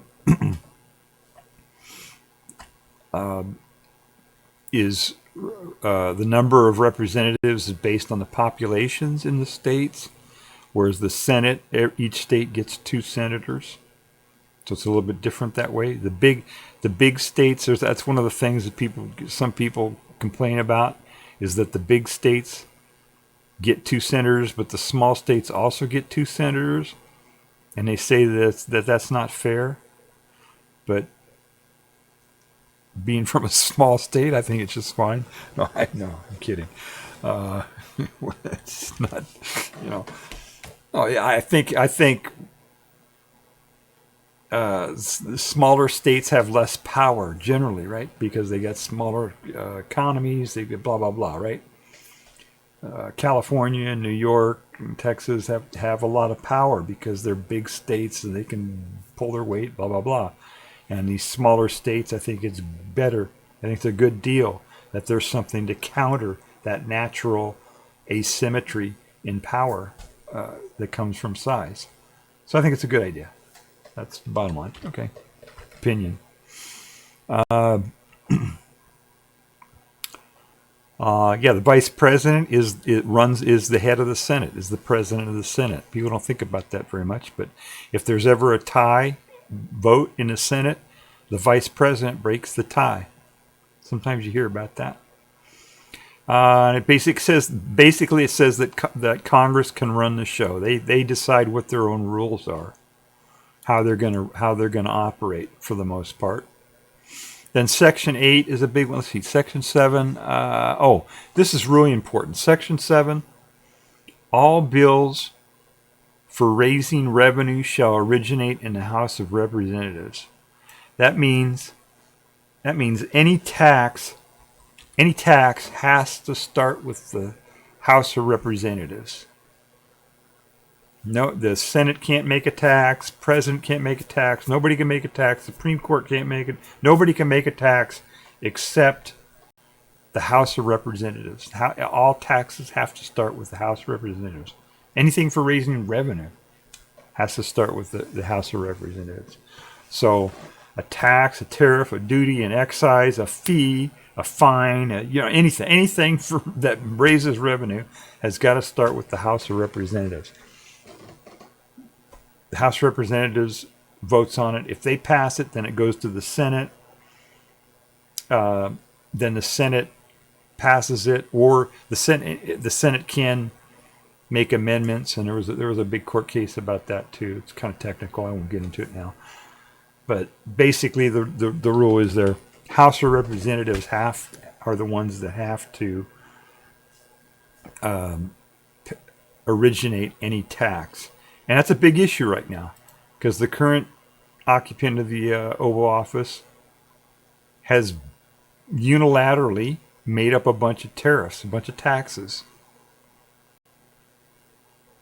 And so far, every court that has looked at it has said, no, you can't do that, because it says in here that you can't do it. It says only Congress can do it. And now that case, the case the Supreme Court has accepted it now, and the Supreme Court is going to rule on that. And I actually called C-SPAN today about that particular issue. Here, that's something I can do now. I'll play. Let's see if I have that here. I think I have a recording of that here. Let me see. Yeah. Let me do that. I'll play. I called C-SPAN today. An open forum if you'd like to discuss that. Can you hear that? Plenty of other things for you to discuss. Our lines are open for you. This is Xanthi in Massachusetts, Democrat. There might be an echo here. Is that right? Yes, ma'am. Go right All right, let me find my call here. Hello, this is, Wait, let me stop this here. I don't want to play too much of that here. Let me see. Browser window. All right, let's shut that off. Turn this on. Do all this OBS BS. All the OBS BS. There we go. Here's C-SPAN. And here I am in New Hampshire. And I called in, and we'll listen to my phone call to C-SPAN Ron, today. you're on open forum. There it is. Ron, you're on open forum. Let me play that again here. Can you see that? Okay. Or Ford, New Hampshire Independent Line. Ron, you're on open forum. Yes, Mimi, thank you for taking my call. I'm calling about the taxes, but I wanted to make a quick comment on what Jeffrey Rosen had said about targeted assassinations. I'm so glad to hear him come out so strongly against targeted assassinations. I don't know if he mentioned it, but more than 990 people have been assassinated by the CIA and the Department of Defense since they passed that law in 2003. So You mean overseas? But I called. No, including U.S. citizens and Americans. You know, it's with no due process. So that's. I'm glad he came out against that. Anyway, I was calling about taxes.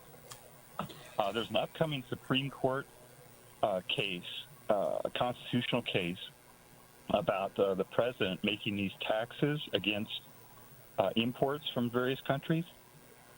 Yes, tariffs. The president can't do that. I'm sorry, what did you say? Yeah, I was going to say tariffs. So people know what you're talking about. Yeah. Tariffs, yeah. A tariff is a tax. In the Constitution, if you got your Constitution there handy, Article 1, Section 7, if you read what it says there, it says only the House of Representatives can make a tax, period. End of, and the Senate has to concur with it. That's what it says. It doesn't say anything about the president being able to do that or anything. The Congress can't even make law to allow the president to do that, because that process is hard-coded in the Constitution. The only way to change that is with an amendment. And there's a case that's going to the Supreme Court. I forget the name of it right now, but it's about the tariffs.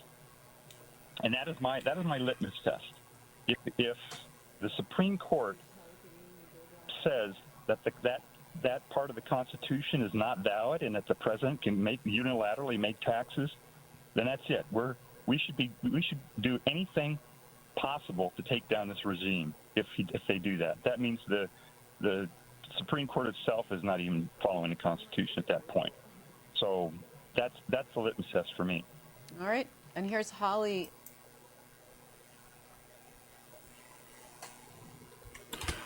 Okay, that was my call to C-SPAN today, and it was about.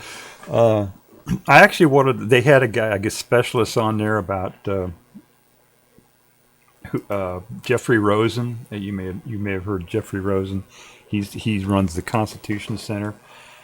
Yeah, he he was on there, and I tried to call in, and it's a long story. They were blocking my number for some other reason. They didn't want me to call. I haven't called for many months, and they didn't want me to get through to him anyway. I finally had to use my cell phone, which meant I had to drive down the road a mile to get a cell signal. Blah blah blah. Anyway, I finally got through, and that was my call.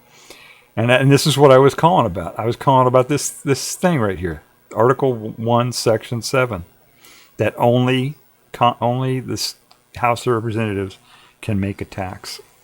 So all of these taxes that the president is making up, all these tariffs, are totally illegal. You can't do that. It says right there in the Constitution you can't do that. So,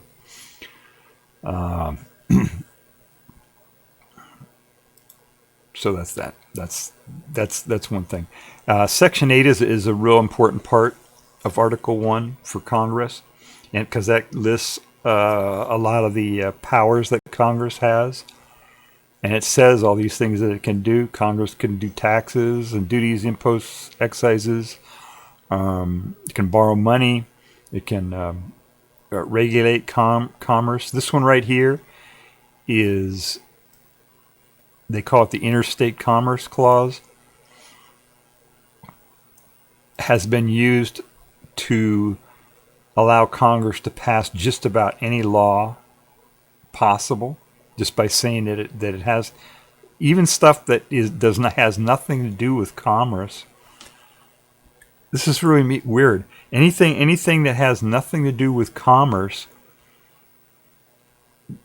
they can say, oh well maybe this thing that we're regulating might affect commerce somehow. So anyway, they've abused that power. Let's just put it that way. Anyway, they had the naturalization, bankruptcies, all this different stuff, coin money, post offices, copyrights and patents, all these different things. Declare war. That's an important one. Only Congress can declare war. That one has been totally ignored recently. This thing called grant letters of marque and reprisal. That's basically they don't do that anymore, I don't think. That's basically having like a contract or giving a private party permission to go out and sink boats for you. That's what that is. And armies, to raise and support armies. That's Congress. Congress is supposed to do that. Congress is supposed to raise and support the armies. But they can only allocate money in 2-year increments for that. So that comes up every 2 years. They have the appropriation for the military. That is a big deal every 2 years because of that thing. And the Navy, they didn't say anything about the Air Force in here. Gee, I wonder why they didn't say anything about the Air Force in the original Constitution. Boy, they really messed up there. They messed that up. They forgot to put that in there, I guess. All right. Anyway, there's a bunch of stuff that the powers that Congress has. And in Section 9 is a lot of things that Congress cannot do. It's specifically saying things that it cannot do. This is that horrible part, the horrible part of the Constitution that was in there at the beginning. This entrenched clause. Let's see, year 1808. So 1808. So this was an entrenched clause in the Constitution that allowed the slave trade until 1808.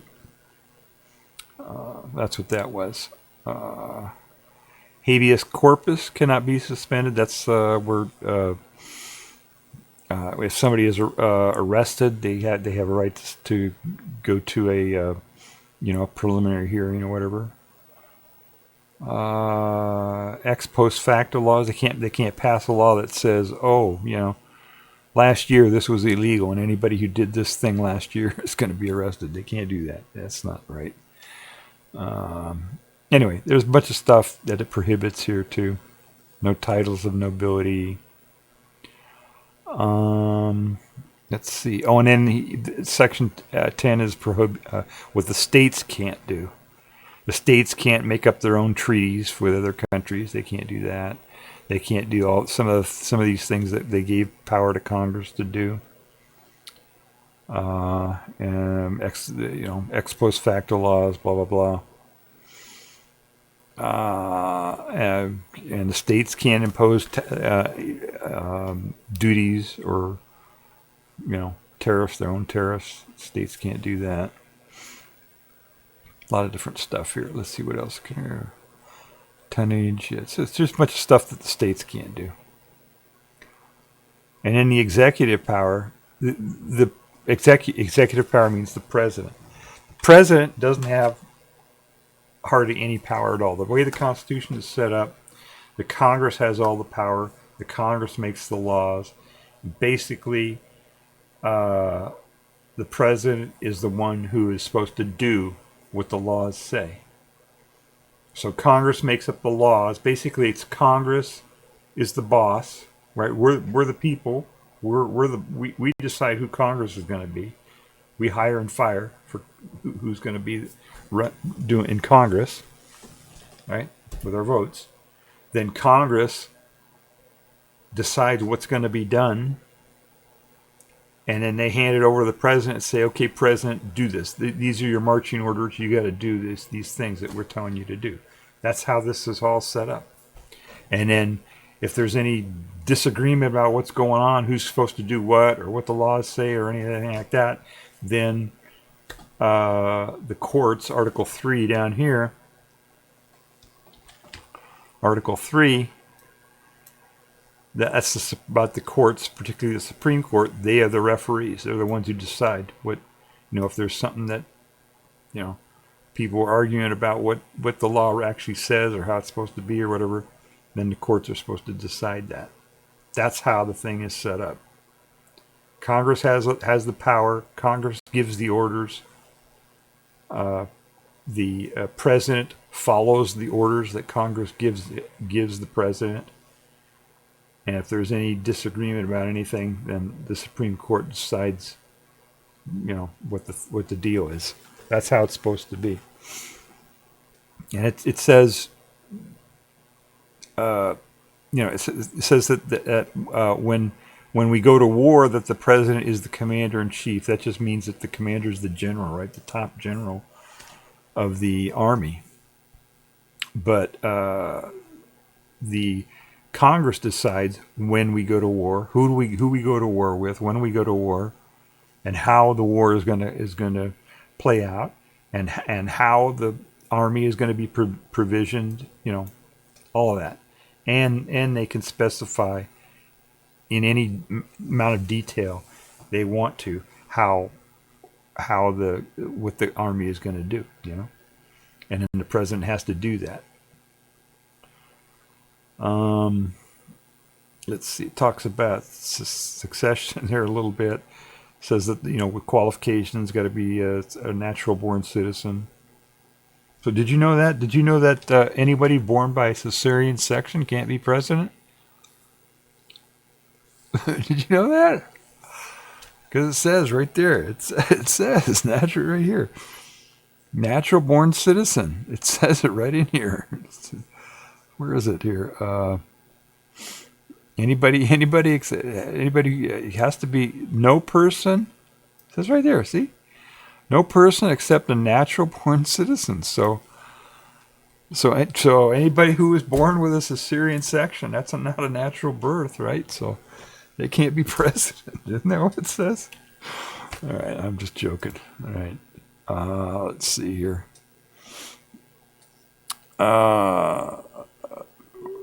All right, and then the president has to take an oath. The president gets compensation. Oh, another thing is the president can't get emoluments during the period that the president is president. He shall not receive. They shall not receive while they're president any other emolument. That's money, right? Payment from the United States or any other state. Can't get emolument. He just, whatever his salary is, that's what he's supposed to get. That's it.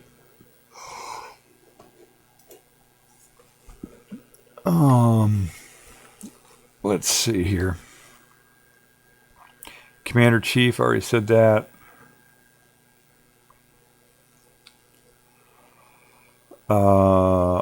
Treaties. Treaties, the way this works on treaties, it's worded kind of funny here. I'll read it and then I'll explain it. It says, he shall have the power by and with the consent of the Senate to make treaties provided 2/3 of the senators present concur. What that means, it's worded kind of funny, but it means that the president is supposed to get advice and get the consent of the Senate. The way it works is the president gets advice first from the Senate as to what type of treaties that they want.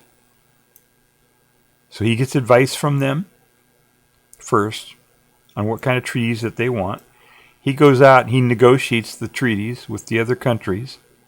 Then he has to get consent from the Senate, and that consent comes in the form of 2/3 of the senators voting for the treaty. So that's how treaties work. And they've been doing something for a long time now, just called an executive agreement or presidential agreement or whatever, where the president goes out and negotiates something with a foreign leader, with a foreign country, and says, okay, here's the agreement. We have an agreement now, without it being a treaty, without the Senate approving it. And the problem with that is that whoever comes in as the next president can get rid of that, or the same president can say, oh, I don't want to do that anymore, or whatever. So that doesn't work too well. And meanwhile, these other countries think that they have a deal with us, only for us to pull out the rug from under them. So it's not doesn't make good for good relations, good foreign relations when they do that. What else we got here? Power to fill vacancies. Yeah, okay. When the president, the Congress can say which positions require approval of Congress, or which positions that the president can hire on his own. But even the ones that the Congress is supposed to approve, if they're in recess, then the president can make a temporary, fill those positions until the next session of Congress. That's what that last one is. And it talks about the State of the Union. Remember, the State of the Union address, right? Every year, the president gives the State of the Union address. And it's a big deal, and they make a big law of it and all that. That's in the Constitution. That's right here. State of the Union. It doesn't say that he has to give a speech or anything. It just says, and it doesn't say he gives it to the people. He's just, or even that he has to do it every year. It just says from time to time, he's got to inform the Congress of what's going on. The State of the Union, what's going on, which is kind of old-fashioned now. Back then, maybe the president was aware of stuff that was going on, and now, with the speed of information and all that, this is kind of a weird thing, and that's it. And then receive ambassadors and ministers, and basically just be the figurehead, be the head of state, right? That's what it's saying. And it talks about impeachment. President, Vice President, and all civil officers of the United States shall be removed from office. That's a good. Huh? Wait, is that what the President, Vice President, and all civil officers of the United States shall be removed from office? It says that right here. See that? All right. Oh, wait. Oh, there's more on impeachment. All right. On impeachment of and conviction of, right? We know how that works, right? Everybody was around for the president got impeached twice. Everybody remembers how that worked, right? Impeachment just means that is like indictment. That's like the House of Representatives says we're accusing you of a crime. Now you got to go to trial, and in the Senate runs the trial, and the Senate decides whether the president gets convicted or not of whatever the Congress has accused them of through impeachment. That's how that works. And it's basically this thing here, high crimes and misdemeanors, is basically anything that Congress says it is. So it specifies treason and bribery, but it can be anything. And our system is so corrupt right now that the president is just openly taking bribes from other countries, from people, whatever, openly, in the open, and Congress is doing bullshit, dilly shit about it. They don't care. So, yeah, if you don't like what's going on right now in the country, blame Congress. Blame Congress. It's Congress's fault right now. We got a wacko who is the president doing all kinds of terrible things, but Congress is supposed to be in charge. Anything that's not going right now, blame Congress. It's the fault of Congress.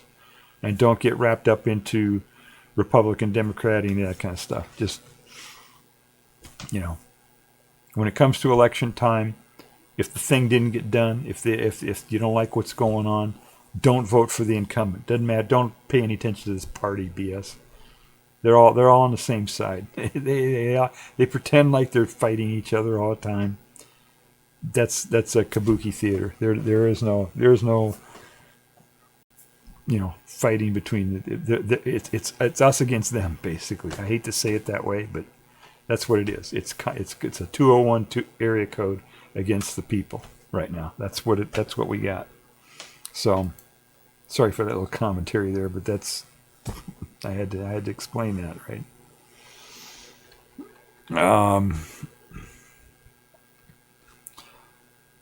And then this talks about the Supreme Court. Again, Congress has pretty much complete control over how the Supreme Court is going to be run, what all the rules are, how they conduct themselves, everything. And the original Constitution didn't actually say what that the Supreme Court would have the power to issue opinions and to be able to invalidate laws issued by Congress that they said were unconstitutional.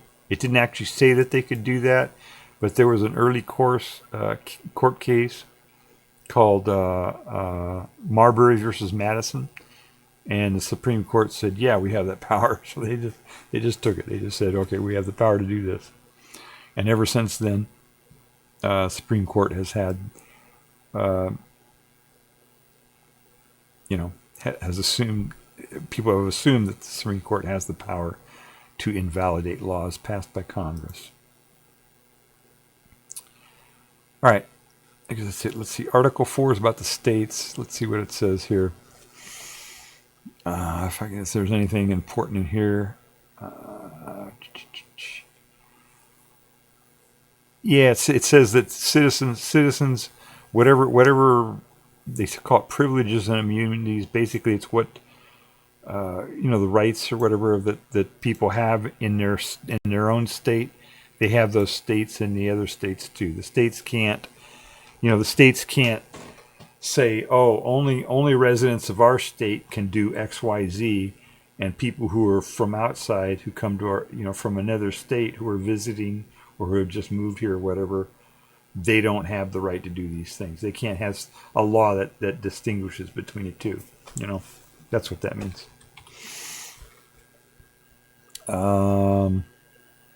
New states. Congress decides whether there's going to be new states. But they can't make a new state from portions or by joining states together or taking portions of states, like dividing a state into two new states, unless the state agrees to it, and the Congress has to agree to it too. That's in there. Let's see. I guess that's it. And then how I explained how the new amendments happen. Let's see. Article 6.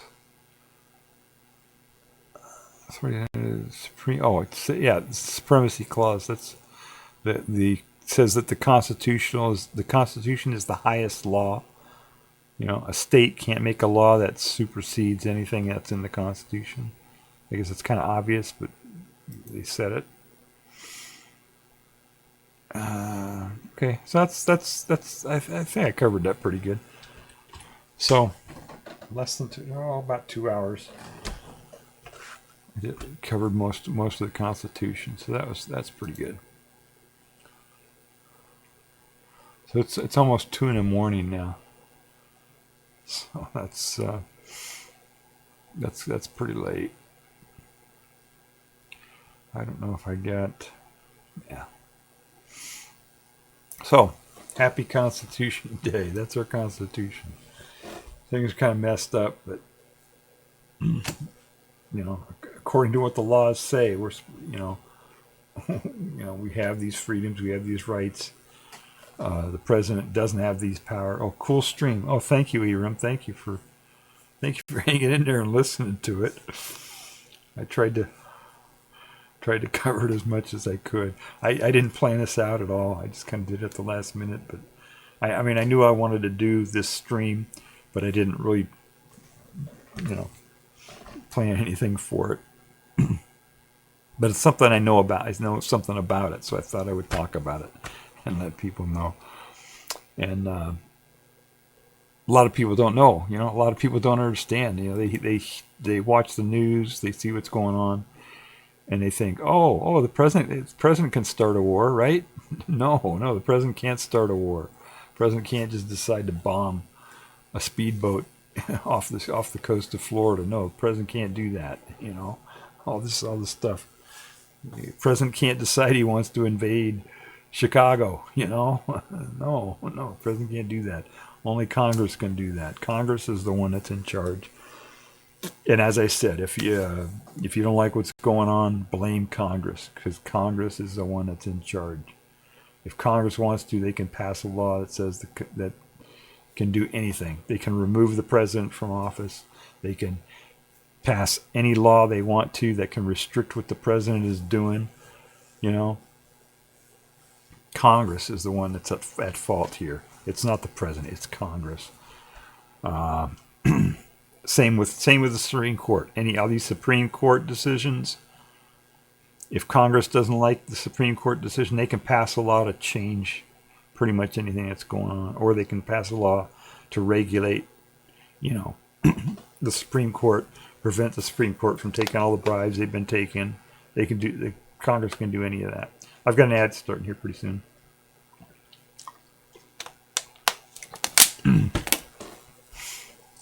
Yeah, that's another thing I talk about that hasn't been talked about too much. The bribes that the Supreme Court has been taking. You don't hear mainstream media talking about that too much, but every once in a while it comes up.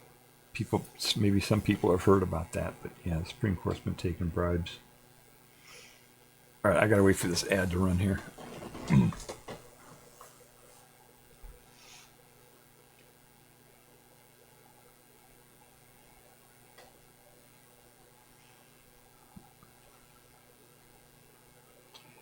So, I don't know. It says that an ad is running, but the Twitch ad management system is kind of goofy, so I don't know.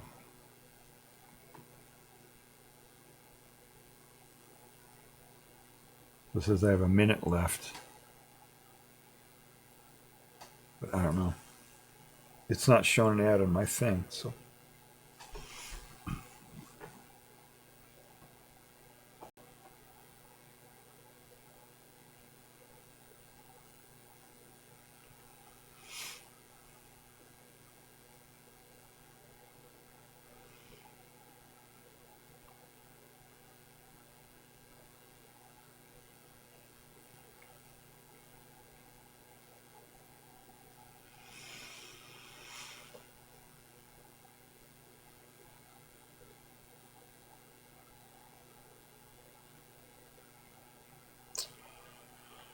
All right, 10 seconds left, it says.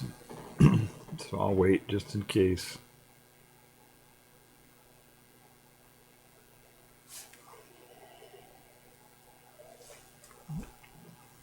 Okay, it says ads are over. All right, Supreme Court is taking bribes, and they don't talk about it. Sonia Sotomayor, when she got into office, she wrote a book.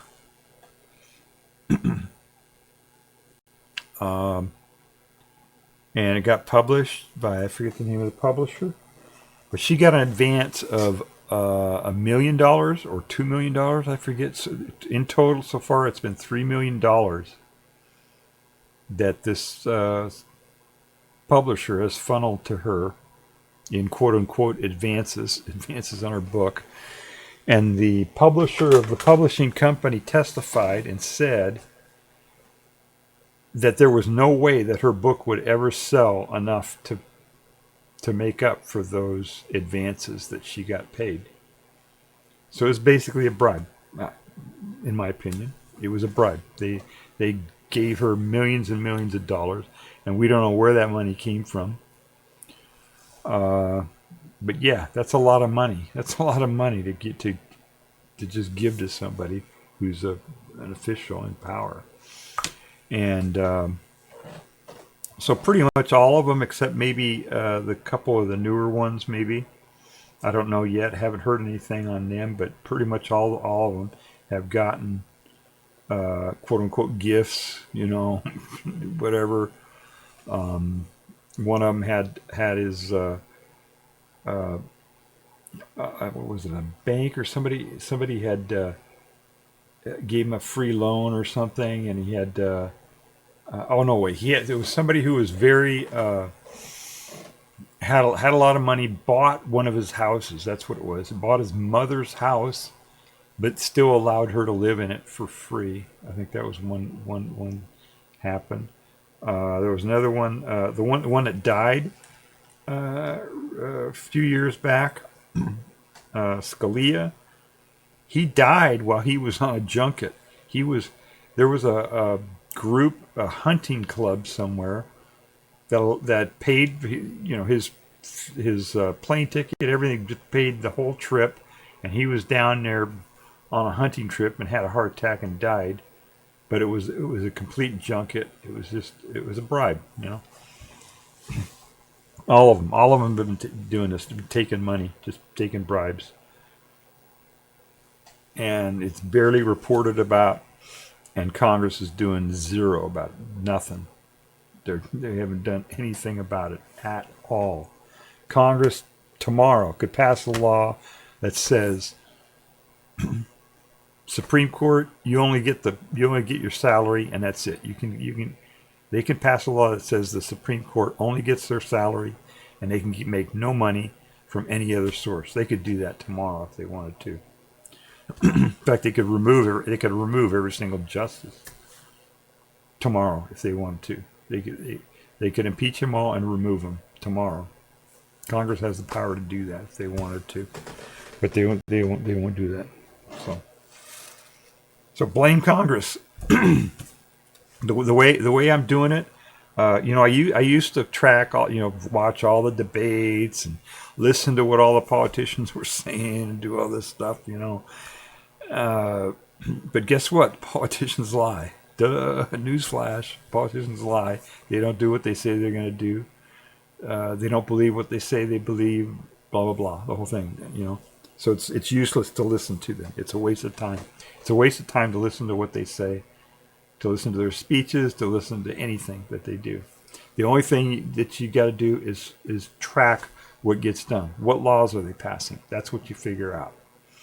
And what I do is I write down, these are the things that I want. Here's my list of a dozen things that I want done. This is what I want my government to do. I want term limits. I want a fair tax system. I want UBI. I want free health. I want free health care. I want blah blah blah.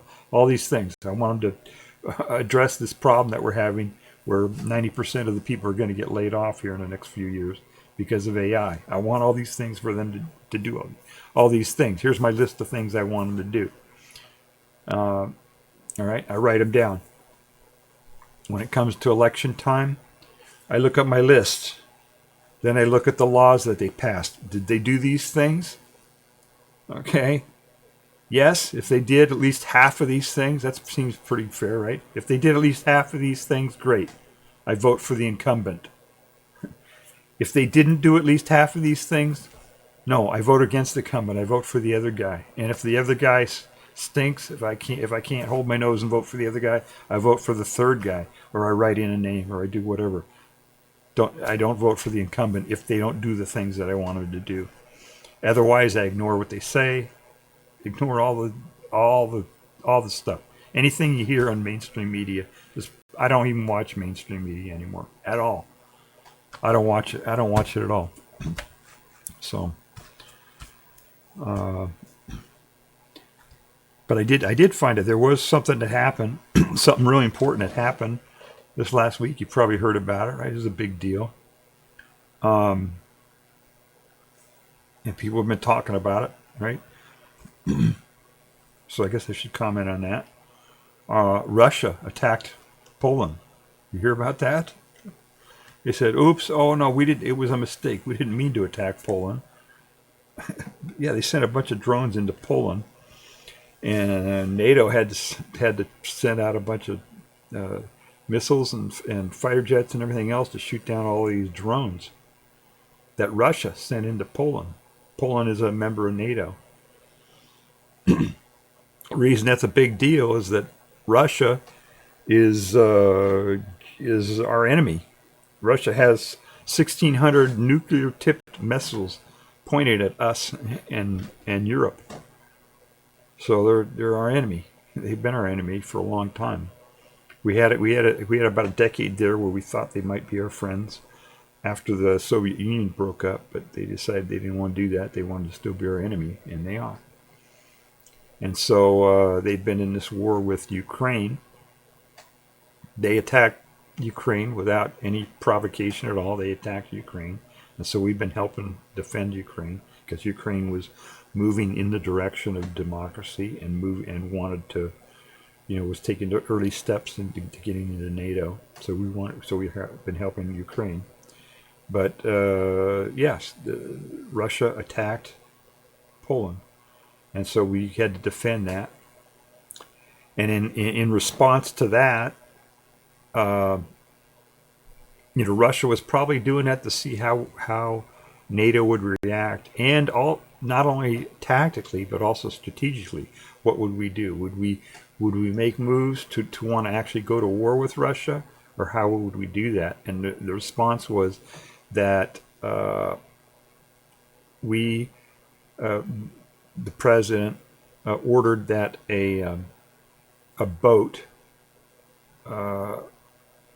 from Venezuela be bombed and sunk.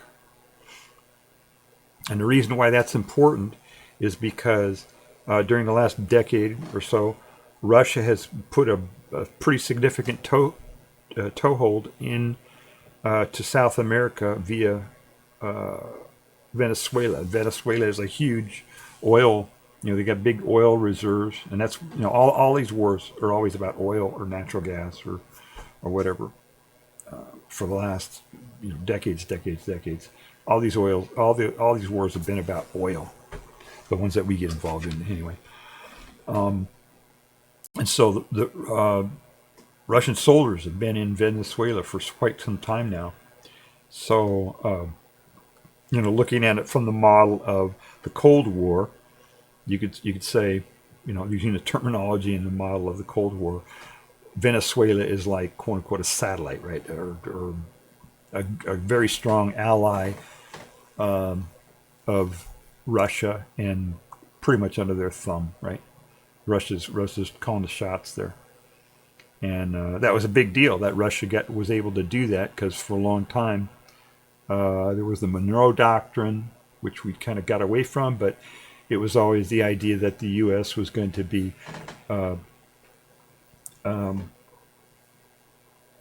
helping out South America. Yeah. It's complicated. But anyway, Russia got into Venezuela. So that's an asset, quote unquote, for Russia. That's their baby, is Venezuela with all their oil. It's a big deal for Russia. So when Russia attacked Poland, we shut down all their drones, and then the president bombed a boat, saying that the boat was, quote unquote, a drug boat or whatever. Basically, it was a signal that said to Putin, that said, yeah, we're not going to start World War III with you if you go into Poland. We're going to take Venezuela from you if you go into Poland. That's what that was. That was a signal to Putin. So those are some things that have been happening in the news that you may have heard of and didn't connect the dots, but that's what was going on with that. So then there was that assassination, which was a assassination of somebody who was a huge asset to the president, and the timing of that assassination, that it happened, immediately after that assault on that boat from Venezuela happened, in the context of this greater thing that's going on with Poland and Russia and stuff, raises questions, because that's an MO. That's an MO for Putin, is to do something like that, to assassinate a, someone who is important to a leader or whatever. There's no evidence that's what happened. There's no, but it's a question, right? It's something to think about, So I don't know if that's connected or not, but the temporal proximity of that assassination raises questions in my mind as to how that came about. Was it really just a wacko who decided to knock that guy off, or was there some other involvement there? Geopolitical involvement in that. We don't know. But there's no evidence, so you can't say for sure. But certainly, the attack on Poland followed by the attack on Venezuela, those were connected, for sure. All right, I guess I've gone long enough here.